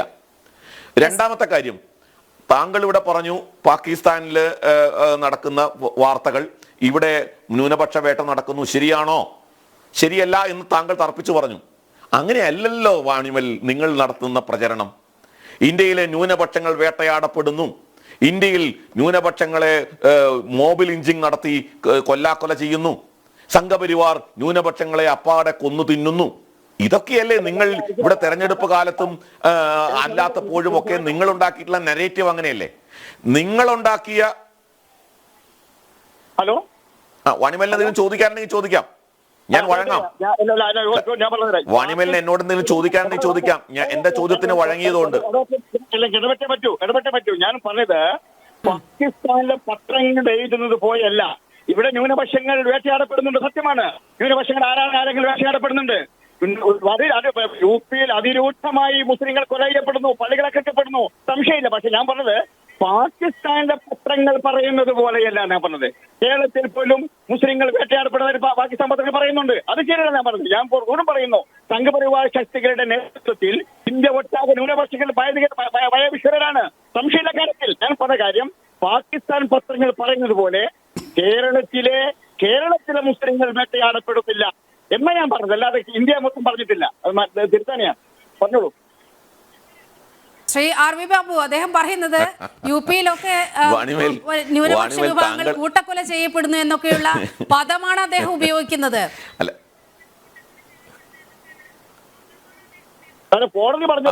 അല്ല നിലിമ, ഈ വിഷയത്തിൽ വാണിമൽ ഇപ്പൊ നിലപാട് മാറ്റിയതാണ്. വാണിമേലിന്റെ യഥാർത്ഥ രാഷ്ട്രീയം പുറത്തു വരികയാണ്. ഒരു സംശയം വസ്തുവസ്തുത പറയണ്ടേ? ഞാൻ ചോദിക്കട്ടെ, നിങ്ങൾ എടുക്കൂ. യു പി ഗവൺമെന്റിന്റെ സർക്കാരിന്റെ നേതൃത്വത്തിൽ നടക്കുന്നത്. ശ്രീ വാണിമേൽ, അങ്ങേയറ്റം ദൗർഭാഗ്യകരമായ ഒരു പ്രസ്താവനയാണ് അങ്ങയിൽ നിന്നുണ്ടായത്. കൂട്ടക്കൊല ചെയ്യപ്പെടുന്നു, അവിടെ മുസ്ലിം മതവിഭാഗമൊക്കെ കൂട്ടക്കൊല ചെയ്യപ്പെടുന്നു എന്ന് പറഞ്ഞാൽ ഈ രാജ്യത്ത് ജീവിക്കുന്നവരാണ് നമ്മൾ. ഈ പ്രേക്ഷകർ, ഇത് കണ്ടുകൊണ്ടിരിക്കുന്ന പ്രേക്ഷകർ താങ്കളെ കുറിച്ച് എന്താണ് വിലയിരുത്തുക? എന്നൊക്കെ ഞാൻ വസ്തുതയെ പറഞ്ഞിട്ടുള്ളൂ. ഞാൻ വസ്തുതയെ പറഞ്ഞിട്ട് കൂട്ടക്കൊല എന്നുള്ളത് ആലങ്കാരികമല്ല. കൂട്ടക്കൊല നടന്നിട്ടുണ്ട്, എത്ര ആളുകളെ കൊന്നിട്ടുണ്ട്, ഏതൊക്കെ രൂപത്തിൽ കൊന്നിട്ടുണ്ട്. ജയ് ശ്രീറാം വിളിക്കെന്ന് പറഞ്ഞ് കൊന്നിട്ടില്ലേ? ഏതൊക്കെ രൂപത്തിലാണ്? താങ്കളൊന്ന് പറയൂ. ഏതൊക്കെ രൂപത്തിലാണ്? കാര്യങ്ങളൊന്ന് പറയൂ ശ്രീ വാണിമേൽ. ഏതൊക്കെ രൂപത്തിലാണ് അതൊന്ന് പറയൂ. ഒന്ന് കേട്ടോളൂ, പറയാം. ഒന്ന്, യു പിയിലെ പെട്ടെന്നൊരു സുപ്രഭാതത്തിൽ വീടുകളിൽ കയറി കൊള്ളയടിക്കുന്നു, ആളുകളെ മർദ്ദിക്കുന്നു, കൊല്ലുന്നു. ഇപ്പൊ അടുത്താണ് യു പിയിലെ പള്ളി ആക്രമിച്ചിട്ട് 3 പേരെ കൊല്ലുന്നു. അത് കൂട്ടക്കൊലയല്ലേ? 3 പേരെ തകർത്തില്ലേ? അത് കൂട്ടക്കൊലയല്ലേ? അത് ശരി. എവിടെ ഇത്ര കാലമായി തുടങ്ങിയിട്ട് എവിടെ? സംബാലിലാണോ? സംബാലിലെ കാര്യമാണോ? അതെ, സംബാൽ കാലത്ത് തന്നെ ഏറ്റവും പുതിയതാണ്. സംബാലിൽ എന്താ നടന്നത് സാർ? സംബാലിൽ ആരാണ് വെടിവെച്ചത്? ആരാ വെടിവെച്ചത്? അവിടെ സംഘപരിവാറാണോ വെടിവെച്ചത്? അവിടെ വെടിവെച്ച് സംബാലിലെ വെടിവെപ്പിന് ഉപയോഗിച്ച തോക്ക് എവിടെ ഉണ്ടാക്കിയ തോക്ക? സംബാലിലെ തോക്ക് എവിടെ നിന്ന് കിട്ടിയ തോക്ക? സംബാലിലെ വെടിമരുന്ന് എവിടെ നിന്ന് നിർമ്മിച്ച വെടിമരുന്നാ? സംബാലിലെ പോലീസ് പിടിച്ചെടുത്ത കാട്രിഡ്ജ് എവിടെ ഉണ്ടാക്കിയ കാട്രിഡ്ജാ? വെടിവെച്ചത് എന്താ സംഭവം? സംബാലില് നിങ്ങൾക്കറിയോ? വാണിമേൽ, സംബാലിലെ എം പി, സമാജ്വാദി പാർട്ടി എം പി അവിടെ 1.5 കോടി രൂപ വൈദ്യുതി മോഷണത്തിന് പിഴയടക്കിയ ഇല്ലീഗൽ. ഇപ്പോ സംബാലിലെ ആളുകൾ, മുസ്ലിങ്ങളായിട്ടുള്ള ആളുകൾ, അവരുടെ ഇല്ലീഗലായിട്ട് അവർ നിർമ്മിച്ച കെട്ടിടങ്ങൾ സ്വമേധയാ അവർ പൊളിച്ചു കളയുക.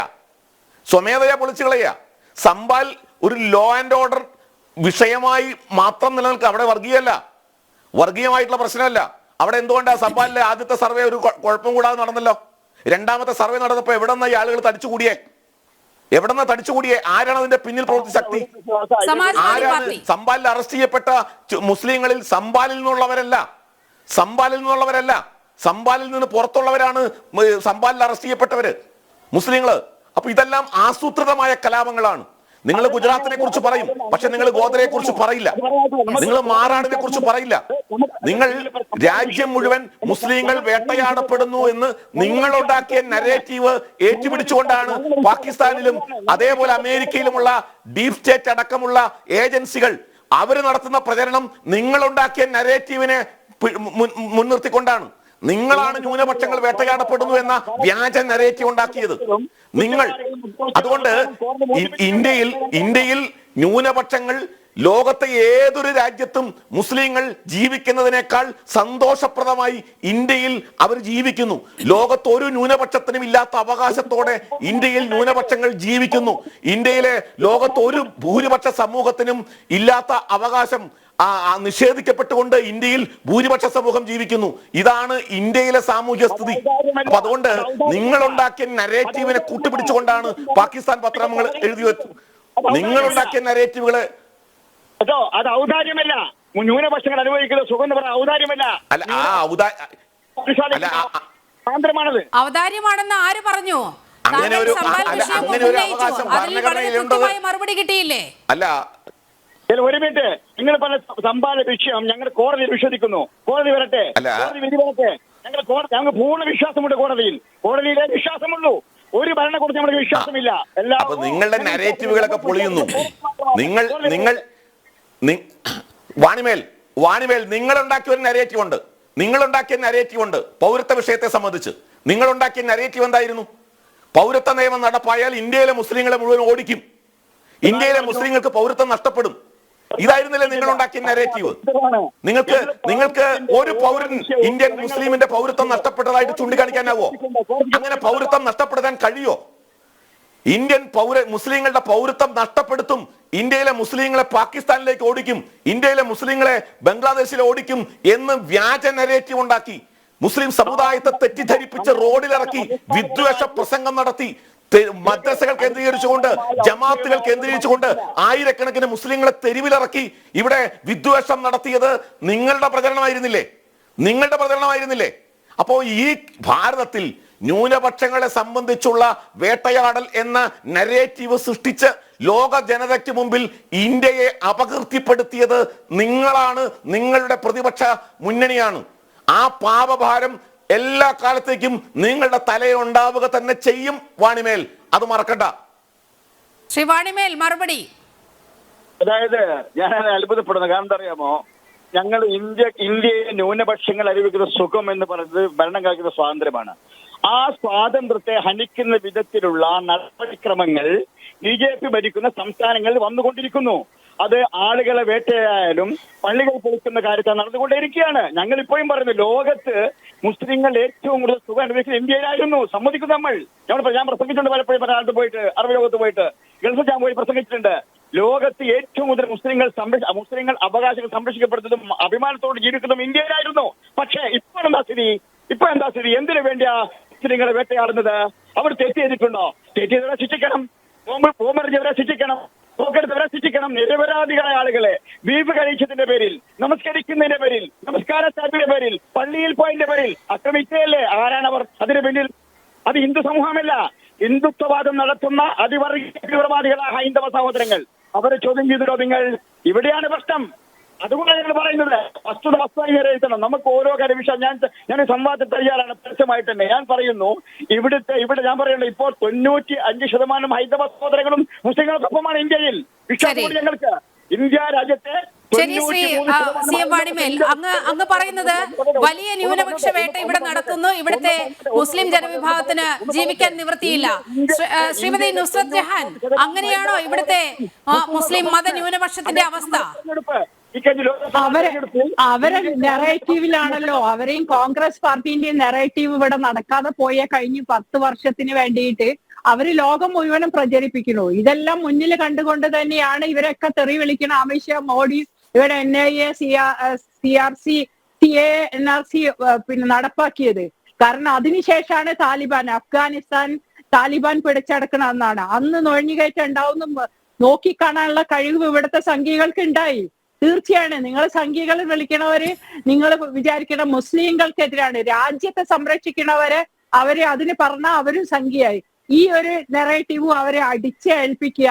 എന്തെങ്കിലും ഒന്ന് രാജ്യത്തിന് വേണ്ടി സംസാരിച്ചാൽ എപ്പോഴും ചോദിക്കണം. ഇപ്പൊ നിങ്ങള് ഈ CA, NRC വന്ന സമയത്ത് എത്ര ജാഥകൾ, നിങ്ങൾ എത്ര പണം ചെലവാക്കി. ഷൈൻബാഗ് എന്ന് പറഞ്ഞ ഒരു ഇതന്നെ ബീച്ചിൽ സ്ഥാപിച്ച് അവിടെ വെച്ച് നിങ്ങൾ പെണ്ണുങ്ങളെയും കുട്ടികളെയും പുറത്തിറക്കി.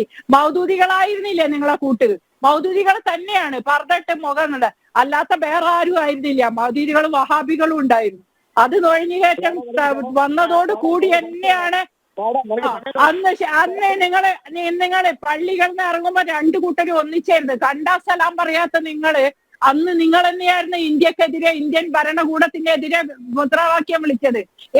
ഒരു മുസ്ലിമിനെ ഇവിടുന്ന് നാട് കടത്തിയ CVM പറഞ്ഞു തന്നിട്ടുണ്ടെങ്കിൽ ഞാൻ ഈ പണി അവസാനിപ്പിക്കാം. ഒരാളെ ആ അമിത്ഷാ പറഞ്ഞതിന് ശേഷം അന്ന് ഞാൻ പറയണ്ടായിരുന്നു അന്ന് ഏതെങ്കിലും ഒരാളെ, പക്ഷെ പറ്റിയില്ല. ഇവരെ മുമ്പിൽ മുഴുവൻ ഈ നെറേറ്റീവ് ഉണ്ടാക്കി എല്ലാ പാവപ്പെട്ട പെണ്ണുങ്ങളെയും മറ്റൊരു കുട്ടികളെയും ഒരു വോട്ട് പിടിക്കുക, അതൊക്കെ അവർ ജയിക്കുകയും ചെയ്തു. ഒരു വിധമത്തിലൊക്കെ അവർക്ക് മോദീനെ ഇതാക്കാൻ പറ്റി.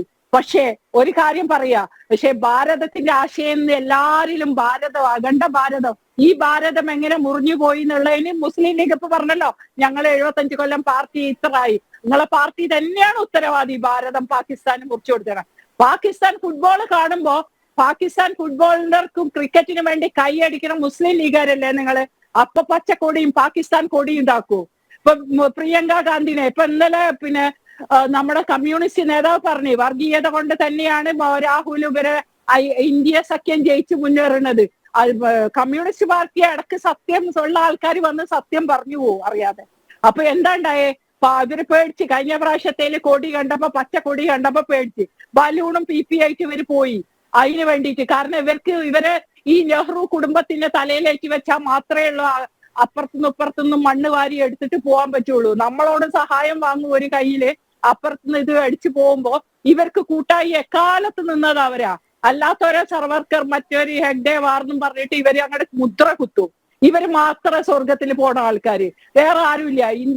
ഇന്ത്യ കൂടി സ്വർഗമായി കഴിഞ്ഞാല് പിന്നെ എല്ലാം ക്ലീനായി.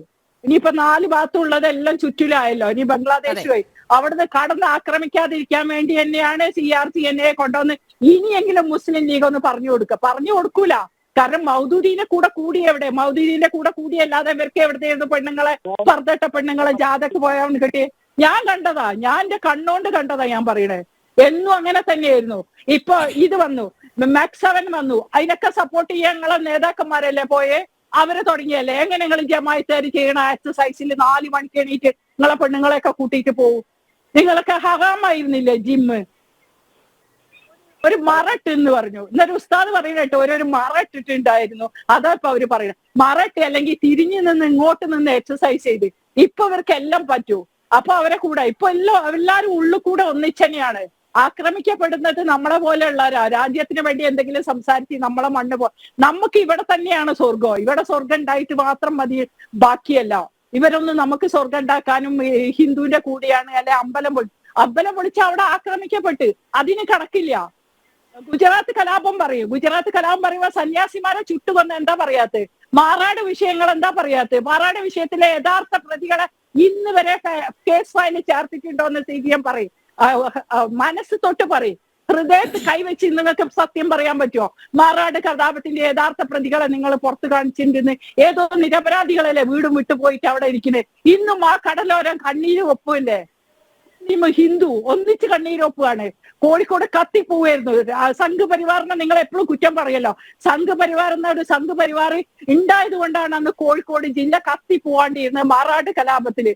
അതിനൊക്കെ സാക്ഷ്യം വഹിച്ച ഒരാളും കൂടിയെ ഞാൻ കണ്ണിൽ കണ്ട. ഞാൻ ആ കാലത്തൊക്കെ കോഴിക്കോട് ഉണ്ട്. അപ്പൊ നമുക്കറിയാം എന്താണ് അവിടെ സംഭവിച്ചത്, നന്നായിട്ട് അറിയാം. അന്ന് സംഘപരിവാറിന് എന്ത് വില കൊടുത്തു, അവിടെ എന്ത് കളിക്കായിരുന്നു. പക്ഷെ അവര് രാഷ്ട്രത്തെയും മണ്ണിനെയും സ്നേഹിച്ചവരായോണ്ടാ അവരെ ഒരു പ്രസംഗത്തിൽ ഒരു സ്ഥലത്തും ഒരു മുസ്ലിമിനെ കൊല്ലാൻ ഇവരെ പുറത്താക്കാനോ ഒന്നും ഒരു RSSന്റെ വലിയ നേതാക്കന്മാരും പറഞ്ഞില്ല. എല്ലാത്തിലും ഉണ്ടാവും പീക്കിളികൾ പോലത്തെ ആൾക്കാർ.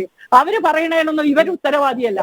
പിന്നെ RSS ഭരണം മോഹിച്ചാണെങ്കിൽ എത്ര RSSകാർ ഇവിടെ ഉണ്ട് അറിയോ? ഡൽഹിയിലൊക്കെ എത്ര വലിയ തലമുതിർന്ന RSSകാർ ഇന്ന് മന്ത്രിയാണോ ഗവർണറാണോ BJP എന്ന രാഷ്ട്രീയ പാർട്ടിന്നേ ഉള്ളൂ. അവർക്ക് അഹങ്കാരവും അഹന്തിയും ഒന്നുമില്ല. ഇന്ന സ്ഥാനത്ത് ഇരിക്കണം എന്നില്ല. അവർക്ക് രാഷ്ട്രത്തിന് വേണ്ടി അവരിപ്പോഴും സഞ്ചി കുത്തി നടക്കുന്നതേ ഉള്ളൂ.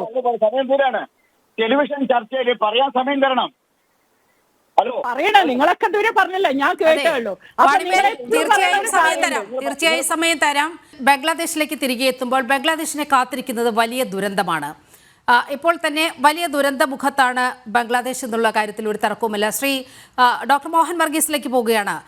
ഡോക്ടർ മോഹൻ വർഗീസ്, ഇപ്പോൾ ഈ അരാക്കൻ സൈന്യമൊക്കെ വളരെ കൃത്യമായി അവിടെ ബംഗ്ലാദേശിൽ വലിയ ഇടപെടൽ നടത്തുകയാണ്. വലിയൊരു പ്രദേശം അവർ കൈപ്പിടിയിലാക്കി കഴിഞ്ഞു എന്നാണ് മനസ്സിലാകുന്നത്. അവിടെ റോഹിംഗ്യൻസിനെയൊക്കെ തുരത്തിപ്പായിച്ച ആളുകളാണ് അരാക്കൻ സൈന്യം എന്ന് പറയുന്നത്. അവരുടെ ഒരു ബംഗ്ലാദേശിലെ ഇടപെടൽ വളരെയധികം ചർച്ച ചെയ്യപ്പെടേണ്ട ഒരു കാര്യമാണെന്നാണ് എനിക്ക് തോന്നുന്നത്. തീർച്ചയായിട്ടും നീലിമ, ബംഗ്ലാദേശ് ഇന്ന് അനുഭവിക്കുന്ന ഒരു അരക്ഷിതാവസ്ഥയുണ്ട്. അതിനുള്ള പ്രധാന കാരണം ഇന്ത്യ എന്ന രാജ്യമല്ല, മറിച്ച് ബർമ്മയുടെ തെക്ക് പ്രദേശത്തുള്ള, തെക്ക് പടിഞ്ഞാറ് തീരപ്രദേശത്തുള്ള റാഖൈൻ പ്രവിശ്യയിൽ നിന്ന് കടന്നു വരുന്ന ഒരു തീവ്ര വിഭാഗമാണ്. അവർ ബുദ്ധിസ്റ്റ് വിഭാഗത്തിൽപ്പെടുന്ന ആളുകളാണ്. അറാഖൻ സൈന്യം റാഖൈൻ പ്രൊവിൻസിലെ ഒരു വംശീയ വിഭാഗമാണ് അറാഖൻ വിഭാഗം. ആ ഒരു ബുദ്ധിസ്റ്റ് മിലിഷ്യ ആ പ്രദേശത്തിൻ്റെ, കേരളത്തിൻ്റെ അത്രയും ഒരുപക്ഷെ ഭൂമി വരും, 36,000 ചതുരശ്ര കിലോമീറ്ററാണ് ഈ അറാഖൻ സൈന്യം പിടിച്ചെടുത്ത മേഖലകൾ. അതാണ് റാഖൈൻ പ്രൊവിൻസ്. അവിടുത്തെ ജനസംഖ്യ ഏതാണ്ട് 60 ലക്ഷത്തിൽ പരം വരും. ഒരു 30,000-ൽ പരം ഫൈറ്റേഴ്സ് ഉണ്ട്, വേറൊരു 30,000-ൽ പരം ട്രെയിൻഡ് ഗറില്ലാസ് ഉണ്ട്. ഇതൊരു ശക്തമായ ഒരു സൈനിക യൂണിറ്റാണ്. പരമ്പരാഗതമായിട്ട് അവർക്ക് ചൈനയിൽ നിന്നും സഹായം ലഭിച്ചിരുന്ന ഒരു ഗ്രൂപ്പാണ് അറാഖൻ വിഭാഗം. ഭാരതം അറാഖൻസിന് ഒരു പ്രത്യേക രാഷ്ട്രം നൽകുമെന്നൊരു പ്രതീക്ഷ അവർക്കുണ്ടായിരുന്നു. അതിൻ്റെ ഭാഗമായി നമ്മൾ ആൻഡമാൻ നിക്കോബാർ ഐലൻഡ്സിൽ വെച്ച് എനിക്ക് തോന്നുന്നു 1998 ഒരു ചെറിയ സംസാരമുണ്ടായി, ഒരു നെഗോസിയേഷൻ ഉണ്ടായി. അനൗപചാരികമായ സംസാരമാണ് അത്. ഗുജറാൾ പ്രധാനമന്ത്രിയായിരുന്ന സമയത്താണ്. പിന്നീട് അധികം മുന്നോട്ട് പോയില്ല. ഇന്ത്യ വേണ്ട രീതിയിൽ സഹായിച്ചില്ല എന്ന ഒരു പരിഭവമുണ്ട്. കുറേ അറാഖൻ സേനയിലെ കുറച്ച് പേർ അന്ന് 98 വധിക്കപ്പെടുകയും ഒരു 137 പേരാണ് ഉണ്ടായിരുന്നത്. അതിൽ ഏതാനും പേര് ജയിലിലായി, കുറച്ച് പേര് വധിക്കപ്പെട്ടു. അങ്ങനെ ആ പ്രക്ഷോഭം അന്നേരം കെട്ടടങ്ങി. പിന്നീട് വർദ്ധിത വീര്യത്തോടുകൂടി അവർ ആയുധങ്ങൾ പല രൂപത്തിൽ സംഭരിക്കുകയും അവർ ആ പ്രദേശത്ത് നിന്നും മിലിറ്ററി ജുണ്ടായ, ഇപ്പോൾ ബർമ്മ അല്ലെങ്കിൽ മ്യാൻമാർ ഭരിക്കുന്ന സൈനിക ഭരണകൂടത്തിൻ്റെ നിയന്ത്രണത്തിൽ നിന്നും ഏതാണ്ട് പൂർണ്ണമായി ആ മേഖല, റഖൈൻ മേഖല പുറത്തു വരികയും ചെയ്തു. ആ മേഖലയിൽ 90% ബുദ്ധിസ്റ്റാണ്. ആ മേഖലയിൽ തന്നെയാണ് മുസ്ലിങ്ങൾ ഉണ്ടായിരുന്നത്. ഈ നേരത്തെ നമ്മൾ പറഞ്ഞ റോഹിംഗ്യ മുസ്ലിങ്ങളുടെ നല്ല പങ്കും അവിടെയായിരുന്നു സെറ്റിൽ ചെയ്തിരുന്നത്. അവർ ഒറിജിനലി ബംഗ്ലാദേശുകാർ തന്നെയാണ്. അവിടുന്ന് എംപയറിൻ്റെ സമയത്താണ് 100-200 വർഷമായി പല സമയങ്ങളിലായി മ്യാൻമാറിൻ്റെ പല ഇടങ്ങളിലേക്ക്, പ്രത്യേകിച്ചും റഖൈൻ പ്രൊവിൻസിലേക്ക് കുടിയേറുകയും പിന്നീട് അവിടെ വംശീയ കലാപത്തെ തുടർന്നുകൊണ്ട് വലിയ രീതിയിൽ അവർ അടിച്ചമർത്തപ്പെട്ടു. അവർ ബംഗ്ലാദേശിൻ്റെ സൈന്യവും അതുപോലെ അറാഖൻ ആർമിയുടെ ഭാഗത്തു നിന്നും റോഹിംഗ്യൻ മുസ്ലിങ്ങൾക്ക് ആക്രമണം നേരിടേണ്ടി വന്നു. ഏതാണ്ട് 7 ലക്ഷത്തോളം പേരാണ് ബംഗ്ലാദേശിലേക്ക് കടന്നത്. വേറൊരു 3 ലക്ഷം പേര് പല രൂപത്തിൽ ഇപ്പോൾ നമ്മൾ നേരത്തെ പറഞ്ഞ ഇന്ത്യയുടെ പശ്ചിമ ബംഗാളിലേക്കും പല ഇടങ്ങളിലേക്കും ഈ പറയുന്ന വിഭാഗം റോഹിംഗ്യ മുസ്ലിങ്ങൾ കടന്നു വന്നിട്ടുണ്ട്. നമുക്കറിയാം ജമ്മു മേഖലയിൽ ഏതാനും പേര് പിടിയിലായത് നമുക്ക് ഈ അടുത്ത കാലത്താണ്. അതുപോലെ ഹിമാചൽ പ്രദേശിൽ പിടിയിലായിട്ടുണ്ട്. ഉത്തരാഖണ്ഡ്, ഇതൊക്കെ വളരെ മാറിക്കിടക്കുന്ന സ്ഥലങ്ങളാണ്. കേരളത്തിൽ പോലും റോഹിംഗ്യ മുസ്ലിങ്ങൾ കടന്നു വന്നിട്ടുണ്ട്. അവർ മറ്റ് മുസ്ലിങ്ങൾ, നമ്മൾ പൊതുവെ ബംഗാളികളെന്ന് പൊതുവെ പറയപ്പെടുന്നതിൽ ചിലരെങ്കിലും റോഹിംഗ്യ മുസ്ലിംസാണ്. ചിലരെല്ലാം അല്ലാത്ത, റോഹിംഗ്യ അല്ലാത്ത ബംഗ്ലാദേശീയ മുസ്ലിങ്ങളാണ്. അവർ പശ്ചിമ ബംഗാളിലേക്ക് കടന്നു വന്ന് പല പല സമയങ്ങളിലായി ഇന്ത്യയുടെ പല ഭാഗത്തായി കടന്നു വരികയാണ്. ശ്രീ RV ബാബു പറഞ്ഞത് വളരെ കറക്റ്റാണ്. ഈ ആയുധങ്ങൾ ഉപയോഗിച്ചല്ല പലപ്പോഴും അയൽ രാജ്യങ്ങൾ, പ്രത്യേകിച്ച് ബംഗ്ലാദേശിനെ പോലെയുള്ള ദുർബലമായ അയൽ രാജ്യങ്ങൾ ഭാരതത്തെ ഡീസ്റ്റെബിലൈസ് ചെയ്യാൻ നോക്കുന്നത് ആയുധങ്ങൾ ഉപയോഗിച്ചല്ല. ഏറ്റവും വലിയ വെപ്പൺ എന്ന് പറയുന്നത് ഹ്യൂമൻ മൈഗ്രേഷൻ തന്നെയാണ്. അത് അനധികൃതമായ കുടിയേറ്റം തന്നെയാണ് ഏറ്റവും വലിയ ത്രെട്ട് എന്ന് പറയുന്നത്. അതിവിടെ സംഭവിക്കുന്നു. അതൊരു യാഥാർത്ഥ്യമാണ്. ആരും പറയില്ല അങ്ങനെ നുഴഞ്ഞുകയറ്റങ്ങൾ ഉണ്ടാകുന്നില്ല എന്ന് പറയില്ല. എന്നാൽ തിരിച്ച് ബംഗ്ലാദേശിലേക്ക് വന്നാൽ, ബംഗ്ലാദേശിൻ്റെ തെക്ക് കിഴക്കൻ മേഖല, അതിലെ ചെറിയ പ്രദേശമെങ്കിലും ഏതാണ്ട് 271 കിലോമീറ്റർ ദൂരം ആ ഭാഗമാണ്. അതായത് ഈ ചിറ്റഗോങ് പ്രവിശ്യയുടെ തെക്കൻ ഭാഗം, അതാണ് ബർമ്മയുമായി മ്യാൻമാറുമായി അതിർത്തി പങ്കിടുന്ന മേഖല. ആ മേഖലയിലേക്ക് അതിശക്തമായ ആക്രമണമുണ്ടായി അറാഖൻ സൈന്യത്തിൻ്റെ. ബംഗ്ലാദേശി സേനയ്ക്ക് ഒരു വെടി പോലും പൊട്ടിക്കാനോ അവരെ തടഞ്ഞു നിർത്താനോ കഴിഞ്ഞില്ല.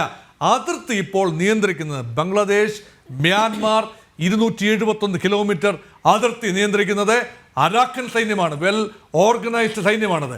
അപ്പോൾ അതൊരു യാഥാർത്ഥ്യമായി നിൽക്കുന്നു. ഇനി ഒന്നുകൂടെ നോക്കൂ, ഇന്ത്യയെ നോക്കി മേപ്പടി കാട്ടുകയാണ്, ഓലപ്പാമ്പ് കാട്ടുകയാണ് ബംഗ്ലാദേശ്. പക്ഷേ ഇന്ത്യക്കൊരു വിശാലമായ പദ്ധതിയുണ്ട്. ഇന്ത്യയുടെ വടക്ക് കിഴക്കൻ സംസ്ഥാനങ്ങളിലേക്ക് ഇപ്പോൾ പോകുന്നത് ചിക്കൻ നെക്ക് വഴിയാണ്. അതായത് സിലിഗുരി പാസ് എന്ന് പറയും. നമ്മുടെ പശ്ചിമ ബംഗാളിൻ്റെ പ്രദേശങ്ങൾ ബംഗ്ലാദേശിനെ ചുറ്റി വരിഞ്ഞ് നിൽപ്പുണ്ട്. ഈ ബംഗ്ലാദേശിൻ്റെ മുകളിലൂടെ ബംഗ്ലാദേശിൻ്റെ വടക്കൻ ഭാഗത്തു കൂടി കടന്നു പോകുന്ന ആ ഒരു ലോങ് പാസ് ആണ്. കേവലം 20 കിലോമീറ്റർ മാത്രം ശരാശരി വീതിയുള്ള ആ ഒരു പാസ്, അതായത് ചിക്കൻ നെക്ക് എന്ന് പറയുന്ന ആ സിലിഗുരി പാസ്, അത് വീതി കൂട്ടാൻ ഭാരതത്തിന് അറിയാൻ വയ്യാഞ്ഞിട്ടല്ല. 71 യുദ്ധത്തിൽ ഭാരതത്തിന് നിഷ്പ്രയാസം ആ 20 കിലോമീറ്റർ എന്നത് 40, 60, 80 കിലോമീറ്റർ വീതിയിൽ ഒരു കോറിഡോർ ക്ഷിപ്രസാധ്യമാകുമായിരുന്നു. അവിടെ എക്സസ് പോപ്പുലേഷനെ വിന്യസിച്ചുകൊണ്ട് അതിന് ഡെമോഗ്രാഫിക് ബാലൻസ് പോലും മാറ്റിയെടുക്കാനുള്ള പദ്ധതി ഉണ്ടായിരുന്നു. അത് ഭാരതം നടപ്പാക്കിയില്ല. പക്ഷേ അതാണ് ഇപ്പോൾ നമ്മൾ അനുഭവിക്കുന്നത്. അവിടെ ആ പ്രദേശം അസ്ഥിരമാകാൻ ചൈന വിചാരിച്ചാൽ ഒരുപക്ഷെ സാധിക്കും. അങ്ങനെയെങ്കിൽ India has A plan B. ആ പ്ലാൻ ബി എന്ന് പറയുന്നത് ബംഗ്ലാദേശിനെ വരിഞ്ഞു മുറുക്കാതെ, ബംഗ്ലാദേശിനെ ചുറ്റി പോകാതെ നേരിട്ട് കടൽ മാർഗം വടക്ക് കിഴക്കൻ സംസ്ഥാനങ്ങളിൽ ചിക്കൻ നെക്ക് ഏതെങ്കിലും കാരണവശാൽ മുറിഞ്ഞു പോവുകയാണെങ്കിൽ, വടക്കൻ പ്രദേശത്തെ റൂട്ട് പോവുകയാണെങ്കിൽ തെക്ക് സമുദ്രത്തിലൂടെ കൽക്കറ്റയെയും മ്യാൻമാറിലെ സിറ്റ്വി എന്ന് പറയുന്ന തുറമുഖത്തേക്ക് കടന്നു ചെല്ലാൻ, കപ്പലിലൂടെ കടന്നു ചെല്ലാൻ ഒരു സമുദ്രപാത ഒരുങ്ങുകയാണ്.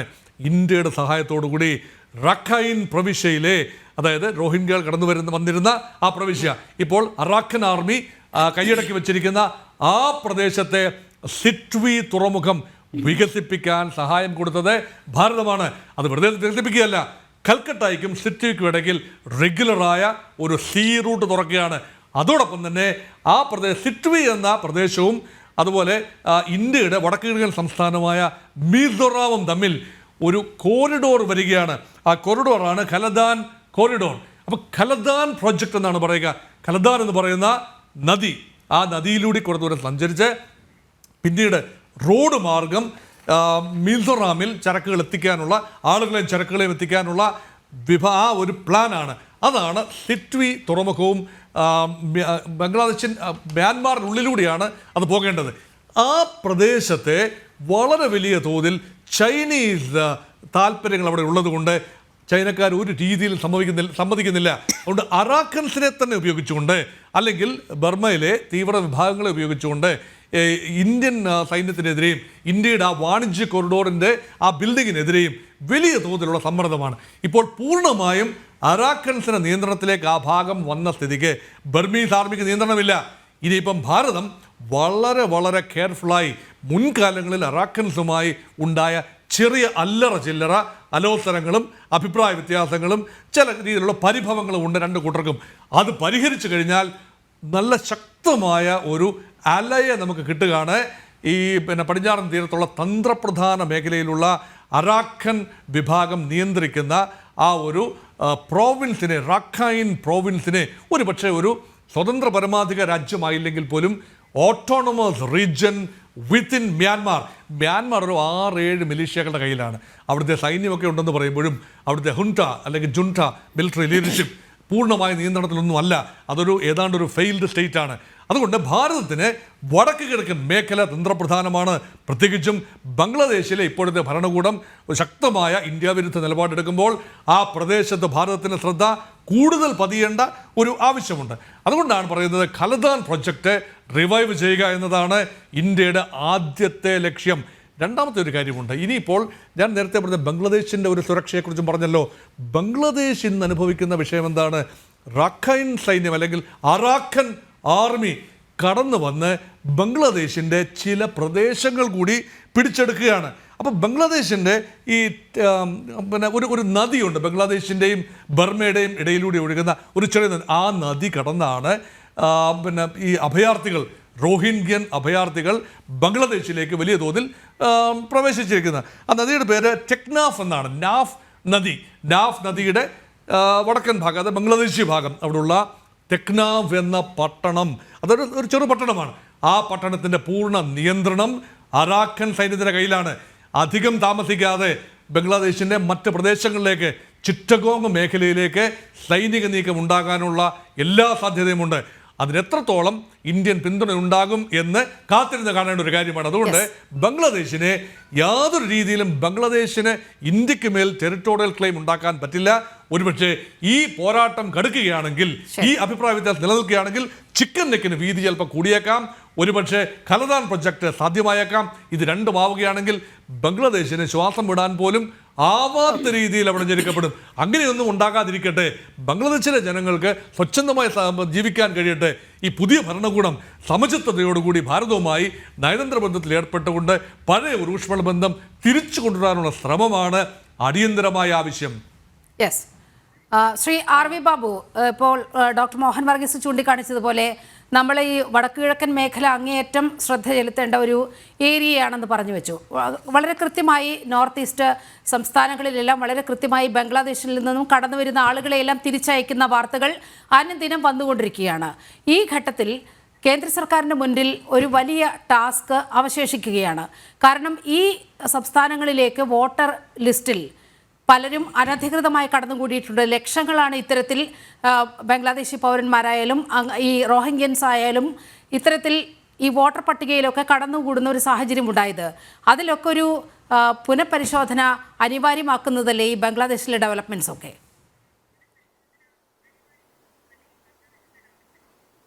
തീർച്ചയായും അത് നമ്മുടെ രാജ്യസുരക്ഷയെ സംബന്ധിച്ച് തന്നെ വളരെ പ്രധാനപ്പെട്ട ഒരു കാര്യമാണ്. ഇപ്പോൾ ആ ഒരു ആവശ്യം ഉന്നയിക്കാൻ ഇപ്പോൾ ഇവിടെ നേരത്തെ മുസ്ലിം ലീഗിൻ്റെ പ്രതിനിധിയൊക്കെ സംസാരിച്ചല്ലോ. ഞാൻ പറയുന്നത് മുസ്ലിം ലീഗ് ആവശ്യപ്പെടുമോ, ഔദ്യോഗികമായിട്ട് ആവശ്യപ്പെടുമോ ബംഗ്ലാദേശിൽ നിന്നുള്ള അനധികൃത പൗരന്മാരെ പുറത്താക്കണം എന്ന് മുസ്ലിം ലീഗ് ആവശ്യപ്പെടുമോ? ഞാൻ അവരെ വെല്ലുവിളിക്കുകയാണ്. അങ്ങനെ ഒരു ആവശ്യം സാദിഖ് അലി ശിഹാബ് തങ്ങൾ മുസ്ലിം ലീഗ് ഔദ്യോഗികമായി പുറത്തിറക്കട്ടെ. ബംഗ്ലാദേശിൽ നിന്നുള്ള അനധികൃത പൗരന്മാരെ കണ്ടെത്തി അവരെ പുറത്താക്കണം, കേരളത്തിൽ നിന്നടക്കമുള്ള ബംഗ്ലാദേശി പൗരന്മാരെ പുറത്താക്കണം എന്നൊരാവശ്യം മുസ്ലിം ലീഗ് ഉന്നയിക്കട്ടെ. പക്ഷേ അത്തരത്തിൽ കോൺഗ്രസ് ഉന്നയിക്കുവോ, മുസ്ലിം ലീഗ് ഉന്നയിക്കുവോ? അങ്ങനെ ഉന്നയിക്കില്ല. അങ്ങനെ ഒരു നടപടികൾ നുസ്രത്ത് എന്തോ പറഞ്ഞല്ലോ, നുസ്രത്ത് പറഞ്ഞിരുന്നോ? അതെ അതെ, ഷെയ്ഖ ഹസീനന് ഭാരതം സ്വീകരിച്ച ഏറ്റവും വലിയ മണ്ടത്തരം. അതും കൂടെ ഒന്ന് ക്ലിയർ ചെയ്യണോ? കുറച്ച് സമയമുള്ളൂ, അതാണ്. കാരണം അതാണ് അത് അതായത് വാണിമേല് സത്യത്തില് അദ്ദേഹം എന്താണ് പറയുന്നത് എന്നുള്ള അദ്ദേഹത്തിന് പോലും വ്യക്തത. അദ്ദേഹം ഫോൺ ഡിസ്കണക്ട് ചെയ്തു പോയി എന്നാണ് മനസ്സിലാക്കുന്നത്. അതെ അല്ലേ? ഓക്കെ. അല്ല, ഞാൻ ഒരു കാര്യം കൂടിയും പ്രേക്ഷകർക്ക് വേണ്ടി പറഞ്ഞോട്ടെ. അതായത് ഇവിടെ ഈ നരേറ്റീവുകളുടെ കാലമാണല്ലോ. ഇപ്പോൾ ഇന്ത്യയിൽ ഇപ്പോൾ ഇവിടെ നേരത്തെ വാണിമേൽ പറഞ്ഞു വെച്ച ഇന്ത്യയിൽ ന്യൂനപക്ഷങ്ങൾ വേട്ടയാടപ്പെടുന്നു, ഇത് ചെയ്യുന്നു, അങ്ങനെ അവരുടെ പള്ളി ആക്രമിക്കപ്പെടുന്നു എന്നൊക്കെ. ഞാനിവിടെ സംബാൽ വിഷയം തന്നെ പറഞ്ഞതുകൊണ്ട് ഒരു കാര്യം ഞാൻ വാണിമേൽ പോയെങ്കിലും ഇതിന് ശേഷം വാണിമേൽ കേൾക്കുമെങ്കിൽ കേൾക്കട്ടെ. വാണിമേലിന് അറിയോ, 46 വർഷം പഴക്കമുള്ള ഒരു ക്ഷേത്രമാണ് ഇപ്പോൾ സുപ്രീം കോടതി വിട്ടുകൊടുക്കാൻ പറഞ്ഞത്. കോടതി വിട്ടുകൊടുക്കാൻ പറഞ്ഞത് ഹിന്ദുക്കൾക്ക്. 46 വർഷം പഴക്കമുള്ള ഒരു ക്ഷേത്രം ആരുടെ കസ്റ്റഡിയിലായിരുന്നു? മുസ്ലിങ്ങളുടെ കസ്റ്റഡിയിലായിരുന്നു. മുസ്ലിങ്ങളുടെ കസ്റ്റഡിയിലേക്ക് 46 വർഷം പഴക്കം ആ ക്ഷേത്രം വന്നത് എങ്ങനെയാണെന്നറിയാമോ? 1978 അവിടെ ഒരു വലിയ കലാപം ഉണ്ടായി. ആ വലിയ കലാപത്തിൽ 180ഓളം ഹിന്ദുക്കളാണ് കൊല ചെയ്യപ്പെട്ടത്. 180ഓളം ഹിന്ദുക്കൾ കൊല ചെയ്യപ്പെട്ടു. കാരണം സംബാൽ ഒരു മുസ്ലിം ഭൂരിപക്ഷ ഏരിയയാണ്. അവിടെ നടന്ന കലാപത്തിൽ അതിനെ തുടർന്ന് അവിടുത്തെ ഹിന്ദുക്കൾ ആ പ്രദേശം വിട്ടു പോയി. അവരുടെ വീടും കൂടും ഉപേക്ഷിച്ചു പോയി. പൂർണ്ണമായി അവിടുത്തെ ക്ഷേത്രവും വീടുകളൊക്കെ അടക്കം മുസ്ലിം ഡൊമിനൻസിന്റെ കീഴിലായി. അങ്ങനെയാണ് 46 വർഷം ആ ക്ഷേത്രം പൂജകൾ എല്ലാം മുടങ്ങി ഈ മുസ്ലിം സമൂഹത്തിന്റെ കീഴിലായി പോയത്. 46 വർഷത്തേക്ക് ക്ഷേത്രം തുറന്നു കൊടുത്തില്ല, ഹിന്ദുക്കൾക്ക് വിട്ടുകൊടുത്തില്ല. ഇപ്പോഴാണ് കോടതി അത് വിട്ടുകൊടുത്തത്. അപ്പോൾ ഇവിടെ ന്യൂനപക്ഷങ്ങൾ വേട്ടയാടപ്പെടുന്നു എന്ന് പറയുന്ന ഈ നരേറ്റീവ് യഥാർത്ഥത്തിൽ അത് കോൺഗ്രസും കമ്മ്യൂണിസ്റ്റ് പാർട്ടിയും ആസൂത്രിതമായി രാജ്യത്തെ പ്രതിപക്ഷ കക്ഷികൾ എങ്ങനെ സമർത്ഥമായി ഉപയോഗിക്കുന്നു, അത് നമ്മുടെ രാജ്യവിരുദ്ധ ശക്തികൾ അന്താരാഷ്ട്ര തലത്തിൽ തന്നെ യുണൈറ്റഡ് നേഷൻസ് അടക്കം അതിനെ എങ്ങനെ ആയുധമാക്കുന്നു എന്നുള്ളതിൻ്റെ ഒരു ഉദാഹരണമായിട്ട് ഞാൻ പറഞ്ഞതാണ്. അതുകൊണ്ട് ബംഗ്ലാദേശിൻ്റെ വിഷയത്തെക്കുറിച്ച് നമ്മൾ മനസ്സിലാക്കുമ്പോൾ അതിന് ഇവിടെ നേരത്തെ മോഹൻ വർഗീസ് വളരെ വിശദമായി അതിൻ്റെ തന്ത്രപ്രധാനമായ കാര്യങ്ങൾ പറഞ്ഞു. എത്രമാത്രം നമുക്ക് ഈ കാര്യത്തിൽ പ്രസക്തിയുണ്ട്, അല്ലെങ്കിൽ നമുക്ക് പ്രധാനപ്പെട്ടതാണ് ബംഗ്ലാദേശുമായി ബന്ധപ്പെട്ട വിഷയം എന്നുള്ളതിനെക്കുറിച്ച് അദ്ദേഹത്തിൻ്റെ വാക്കുകളിൽ നിന്ന് നമുക്ക് ബോധ്യമായിട്ടുണ്ട്. അപ്പോൾ തീർച്ചയായും ഗവൺമെൻറ് വളരെ ശക്തമായ നടപടികൾ എടുക്കും എന്ന് തന്നെയാണ് നമ്മൾ വിചാരിക്കുന്നത്. കാരണം ബംഗ്ലാദേശിനെ പോലെ തന്നെ അതിനേക്കാൾ തന്ത്രപ്രധാനമായ അല്ലെങ്കിൽ ഗൗരവമായ പ്രശ്നങ്ങൾ പാകിസ്ഥാനുമായിട്ട് നമ്മൾ കൈകാര്യം ചെയ്ത് വിജയിച്ചിട്ടുണ്ട്. ചൈനയുമായിട്ട് അത്തരം കാര്യങ്ങൾ ഇടപെട്ട് അടുത്ത കാലത്ത് നടത്തിയ ഇടപെടലുകൾ നമുക്ക് സമർത്ഥമായിട്ട് ചൈനീസ് ത്രട്ടിനെ മറികടക്കാനോ അല്ലെങ്കിൽ അതിനോടൊരു ഒരു കോംപ്രമൈസിലേക്ക് എത്തിക്കാനോ ഒക്കെ നമുക്ക് കഴിഞ്ഞിട്ടുണ്ട്. അപ്പോൾ ആ നിലയ്ക്ക് ബംഗ്ലാദേശിന്റെ വിഷയത്തിലും രാജ്യാന്തര തലത്തിൽ തന്നെ ഭാരതത്തിന് ബംഗ്ലാദേശിന്റെ മേൽ ഒരു നയതന്ത്ര വിജയം നേടാനും ബംഗ്ലാദേശിനെ ഈ തരത്തിലുള്ള ഒരു അരഗൻസ് സമീപനത്തിനെ മയപ്പെടുത്താനും കഴിയും എന്ന ഒരു വിശ്വാസം നമുക്കുണ്ട്. ഭാരതത്തിന്റെ ഭരണകൂടം അതിന് കേപ്പബിൾ ആണ് എന്ന് തന്നെയാണ് ഞാൻ വിചാരിക്കുന്നത്. ശ്രീ CVM വാണിമേൽ ഒരിക്കൽ കൂടി ടെലിഫോൺ ലൈനിൽ ചേരുന്നുണ്ട്. ശ്രീ CVM, ഇവിടെ RV ബാബു പറഞ്ഞു വെച്ച ഒരു ചോദ്യം, അങ്ങ് രാജ്യസുരക്ഷയെക്കുറിച്ചൊക്കെ സംസാരിച്ചു. ഇവിടെ നോക്കൂ, ഇവിടെ അഭയാർത്ഥികളായി ഇവിടെ കുടിയേറിയിരിക്കുന്ന വോട്ടേഴ്സ് ലിസ്റ്റിൽ പേര് അടക്കം വന്നിരിക്കുന്ന റോഹിംഗ്യകളെയും അതുപോലെ ബംഗ്ലാദേശ് പൗരന്മാരെയും ഒക്കെ പുറത്താക്കാൻ അത്തരമൊരു ആവശ്യം ലീഗ് മുന്നോട്ട് വയ്ക്കുമോ? രാജ്യസുരക്ഷയാണല്ലോ നമുക്ക് വലുത്. രാജ്യത്തിന്റെ സുരക്ഷ ബാധിക്കുന്ന ഏത് പ്രവൃത്തിയെയും മുസ്ലിം ലീഗ് എതിർക്കും. രാജ്യത്തിന്റെ അഖണ്ഡത കാത്തുസൂക്ഷിക്കാൻ പര്യാപ്തമായ പ്രവർത്തനങ്ങളാണ് ഞങ്ങൾ നടത്തിക്കൊണ്ടിരിക്കുന്നത്. അതിനെതിരെ വരുന്ന ഏത് ശക്തിയായാലും അതിനെ ചെറുത് തോൽപ്പിക്കേണ്ടതാണ്, പുറന്തള്ളപ്പെടേണ്ടതാണ്. വേറെ കാര്യം ഞാൻ പറയാം, ജഹാൻ വളരെ കൃത്യമായിട്ട് പറയൂ. ബംഗ്ലാദേശി നുഴഞ്ഞേറ്റക്കാരെ പുറത്താക്കാൻ ആവശ്യപ്പെടുമോ? വാണിമേൽ, ബംഗ്ലാദേശിൽ നിന്നുള്ള അനധികൃത പൗരന്മാരെ പുറത്താക്കാൻ ലീഗ് ആവശ്യപ്പെടുമോ? അല്ല, അതിനു മുമ്പ് നിങ്ങൾ കുറെ ആളുകൾ കൂടിയിട്ട് മൗദൂദ് ലീഗ് എന്ന് പറയുന്നത് വല്ലാതെ അധിക്ഷേപിച്ചിട്ടുണ്ട്. അത് വാസ്തവ വിരുദ്ധമാണെന്ന് മാത്രമല്ല. ശ്രീ വാണിമേൽ, വളരെ പ്രസക്തമായ ഒരു ചോദ്യമാണ് RV ബാബു ഉന്നയിച്ചത്. ഈ ബംഗ്ലാദേശികളെ, ഈ റോഹിംഗ്യകളെ പുറത്താക്കാൻ ലീഗ് ആവശ്യപ്പെടുമോ? മതേതര മുഖമുള്ള സെക്യുലർ മുസ്ലിമിനെ സംബന്ധിച്ചിടത്തോളം നമ്മുടെ രാജ്യസുരക്ഷയ്ക്ക് ഭീഷണിയായ അവരെയൊക്കെ പുറത്താക്കേണ്ടതല്ലേ? ഉമർ ഫൈസിയുടെ വാക്കുകൾ ഒരിക്കലും ഔദ്യോഗികമായി സംശയത്തിൽ പരിഗണിക്കപ്പെടേണ്ടതല്ല. അത് മനസ്സിലാക്കണം. അത് വന്നു പോകും. അതുപോലെ തന്നെ ശരി, അത് നുസ്രത്തിനുള്ള മറുപടിയാണ്. ശ്രീ വാണിമേൽ, നമ്മൾ അവസാനമായി ഈ ചർച്ചയൊന്ന് കൺക്ലൂഡ് ചെയ്യുകയാണ്. രാജ്യസുരക്ഷയ്ക്ക് ഭീഷണിയാവുന്ന ഇത്തരം ബംഗ്ലാദേശി റോഹിംഗ്യൻ അഭയാർത്ഥികളെയൊക്കെ നമുക്കൊന്ന് പുറത്താക്കേണ്ടേ രാജ്യത്ത് നിന്നും? അതിലൊന്നോ രണ്ടോ ആളുകൾ പറയുന്നത് സമസ്തക്ക് ബാധകമല്ല. ഇനി പറഞ്ഞോളൂ എന്നാ പറയൂ. വീണ്ടും സമസ്തയിൽ നിൽക്കുകയാണ് ശ്രീ വാണിമേൽ. അങ്ങയുടെ ഒരു വിഷമം മനസ്സിലാകുന്നുണ്ട്. ഇക്കാര്യത്തിൽ മറുപടി പറയാനുള്ള വിഷമം മനസ്സിലാകുന്നുണ്ട്. നുസ്രത്തിലേക്ക് പോവുകയാണ് അവസാനമായിട്ട്. നുസ്രത്ത്, ഇത്തരത്തിൽ കേരളത്തിൽ പോലും ഇപ്പൊ ഈ പെരുമ്പാവൂരൊക്കെ കേന്ദ്രീകരിച്ച് എത്രമാത്രം ബംഗ്ലാദേശികളാണ് നമ്മുടെ ഈ രാജ്യത്ത്, നമ്മുടെ ഈ സംസ്ഥാനത്ത് വന്നുകൊണ്ട് വോട്ടേഴ്സ് ലിസ്റ്റിൽ ഇടം നേടുകയും ഇവിടുത്തെ പൗരന്മാരായി ജീവിക്കുകയും ചെയ്യുന്നൊരു സാഹചര്യമൊക്കെ നമ്മുടെ കൺമുന്നിലുണ്ട്. വളരെ കൃത്യമായ ഒരു കേസ് വരുമ്പോൾ, ഒരു റെയ്ഡ് വരുമ്പോഴാണ് ഇവർ യഥാർത്ഥത്തിൽ ആരാണ് എന്നുള്ള കാര്യങ്ങളൊക്കെ നമ്മുടെ മുന്നിൽ വെളിവാക്കപ്പെടുന്നത്. ഇടത് വലത് മുന്നണികൾക്ക് കൃത്യമായ ഒരു ഇച്ഛാശക്തി ഇക്കാര്യത്തിൽ ഉണ്ടാകേണ്ടതല്ലേ? നമുക്ക് വേണ്ടാത്ത ആളുകളെ ഈ നാട്ടിൽ നിന്നും പുറന്തള്ളാനുള്ള ഒരു ഇച്ഛാശക്തി ഇടത് വലത് മുന്നണികൾക്ക് ഉണ്ടാകേണ്ടതല്ലേ? നുസ്രത് ജഹാൻ, ബംഗ്ലാദേശികളായാലും പാകിസ്ഥാനികളായ ഇന്ത്യയിൽ വന്ന് താമസിച്ചിട്ട് ശ്രീ വാണിമേൽ, അങ്ങയോട് ചോദിച്ചപ്പോൾ അങ്ങ് മറുപടി പറയുന്നില്ല. ഇത് കൺക്ലൂഡിംഗ് പോയിന്റിലേക്ക് പോവുകയാണ്. നുസ്രത് ജഹാൻ മറുപടി പറയും. നുഴഞ്ഞു കയറിയ ആരെയും പുറത്താക്കാൻ വേണ്ടി ഇവര് സമ്മതിക്കില്ല, ഇവര് പറയൂല. പക്ഷെ ഷെയ്ഖ ഹസീന ലോകം അറിഞ്ഞുകൊണ്ട് ഭാരതം എന്നൊരു രാഷ്ട്രം, അയൽ രാജ്യത്തുള്ള ഒരു ഭരണാധികാരി, ഏറ്റവും നല്ല അവരുടെ പിതാവ് തൊട്ട് ഏറ്റവും നല്ല സൗഹൃദം വെച്ച ഭാരതത്തിലേക്ക് അഭയം കൊടുത്തതാണ്. ഇപ്പൊ അവര് തെറ്റ് കാണുന്നത്. അവരെ പുറത്താക്കിയാൽ ഇവിടുത്തെ എല്ലാ പ്രശ്നം തീരും. അവിടെയും അവര് പറയാൻ പുറപ്പെടണേ ഡിസ്ക്രിമിനേഷൻ ടു എ ലേഡി. അതൊരു ഷെയ്ഖ ഹസീന ഒരു പെണ്ണായണ്ട. ബംഗ്ലാദേശിയായാലും ഇന്ത്യയിൽ ഇരുന്നു കൊണ്ട് ഇന്ത്യക്കെതിരെ പ്രവർത്തിക്കാൻ നടപടി വരണം എന്നാണ് നമ്മൾ പറയുന്നത്. അതിന് രണ്ട് അഭിപ്രായം. അതിന് അത് നിങ്ങൾ പറയായിരിക്കും, പക്ഷെ നിങ്ങളെ സംഘടന പറയില്ല. നാളെ പറയും, ഒരാള് പറഞ്ഞാ പറയും ഞാൻ പറഞ്ഞില്ല, ഞങ്ങള് പറയും ലാസ്റ്റ് പാണക്കാട് തങ്ങൾ എന്താ പറയാത്തെ? ഞാൻ പറയുന്നുള്ളൂ. പറയും വാണിമേല് പറഞ്ഞേ, ഷാജി പറഞ്ഞേ, കുഞ്ഞാലിക്കുട്ടി പറഞ്ഞ ഒന്നും ലീഗല്ല. പാണക്കാട് തങ്ങൾ പറയണ അവസാന വാക്ക്. അവസാന വാക്ക് തങ്ങൾ പറയട്ടെ. എല്ലാ പിന്നെ വഖഫിന്റെ കാര്യത്തിൽ ഇതാണ് പറഞ്ഞത്. വഖഫിന് പറയണ അവര് കണ്ണുപൊത്തിക്കളി പോലെയാ. ഒരാള് പറയൊന്നും ഒരാള് പറഞ്ഞ്. അത്തരത്തിൽ ഈ ലിസ്റ്റിൽ, നമ്മുടെ വോട്ടേഴ്സ് ലിസ്റ്റിൽ ഇടം നേടിയ ഇത്തരത്തിലുള്ള ദേശവിരുദ്ധ ശക്തികളെ പുറത്താക്കാനുള്ള പുറത്താക്കിയാൽ എങ്ങനെ അവര് ജയിക്കുക? യെസ്, അതാണ് ഏറ്റവും വലിയ പ്രശ്നം. ഒരു വലിയ വോട്ട് ബാങ്കായി റോഹിംഗ്യൻസും ബംഗ്ലാദേശി അഭയാർത്ഥികളും എല്ലാം നമ്മുടെ മുന്നിൽ നിൽക്കുമ്പോൾ വലിയ അരക്ഷിതബോധമാണ്, വലിയ അരക്ഷിതാവസ്ഥയാണ് രാജ്യത്തെ കാത്തിരിക്കുന്നത്. ബംഗ്ലാദേശ് മുൻനിർത്തിയുള്ള സമഗ്ര ചർച്ചയാണ് ജനറൽ ഡിബേറ്റ് നടത്തിയത്. ഡിബേറ്റ് ഇവിടെ പൂർണ്ണമാകുകയാണ്. ഈ ചർച്ചയിൽ പങ്കെടുത്ത എല്ലാ അതിഥികൾക്കും വളരെയധികം നന്ദി. നമസ്തേ.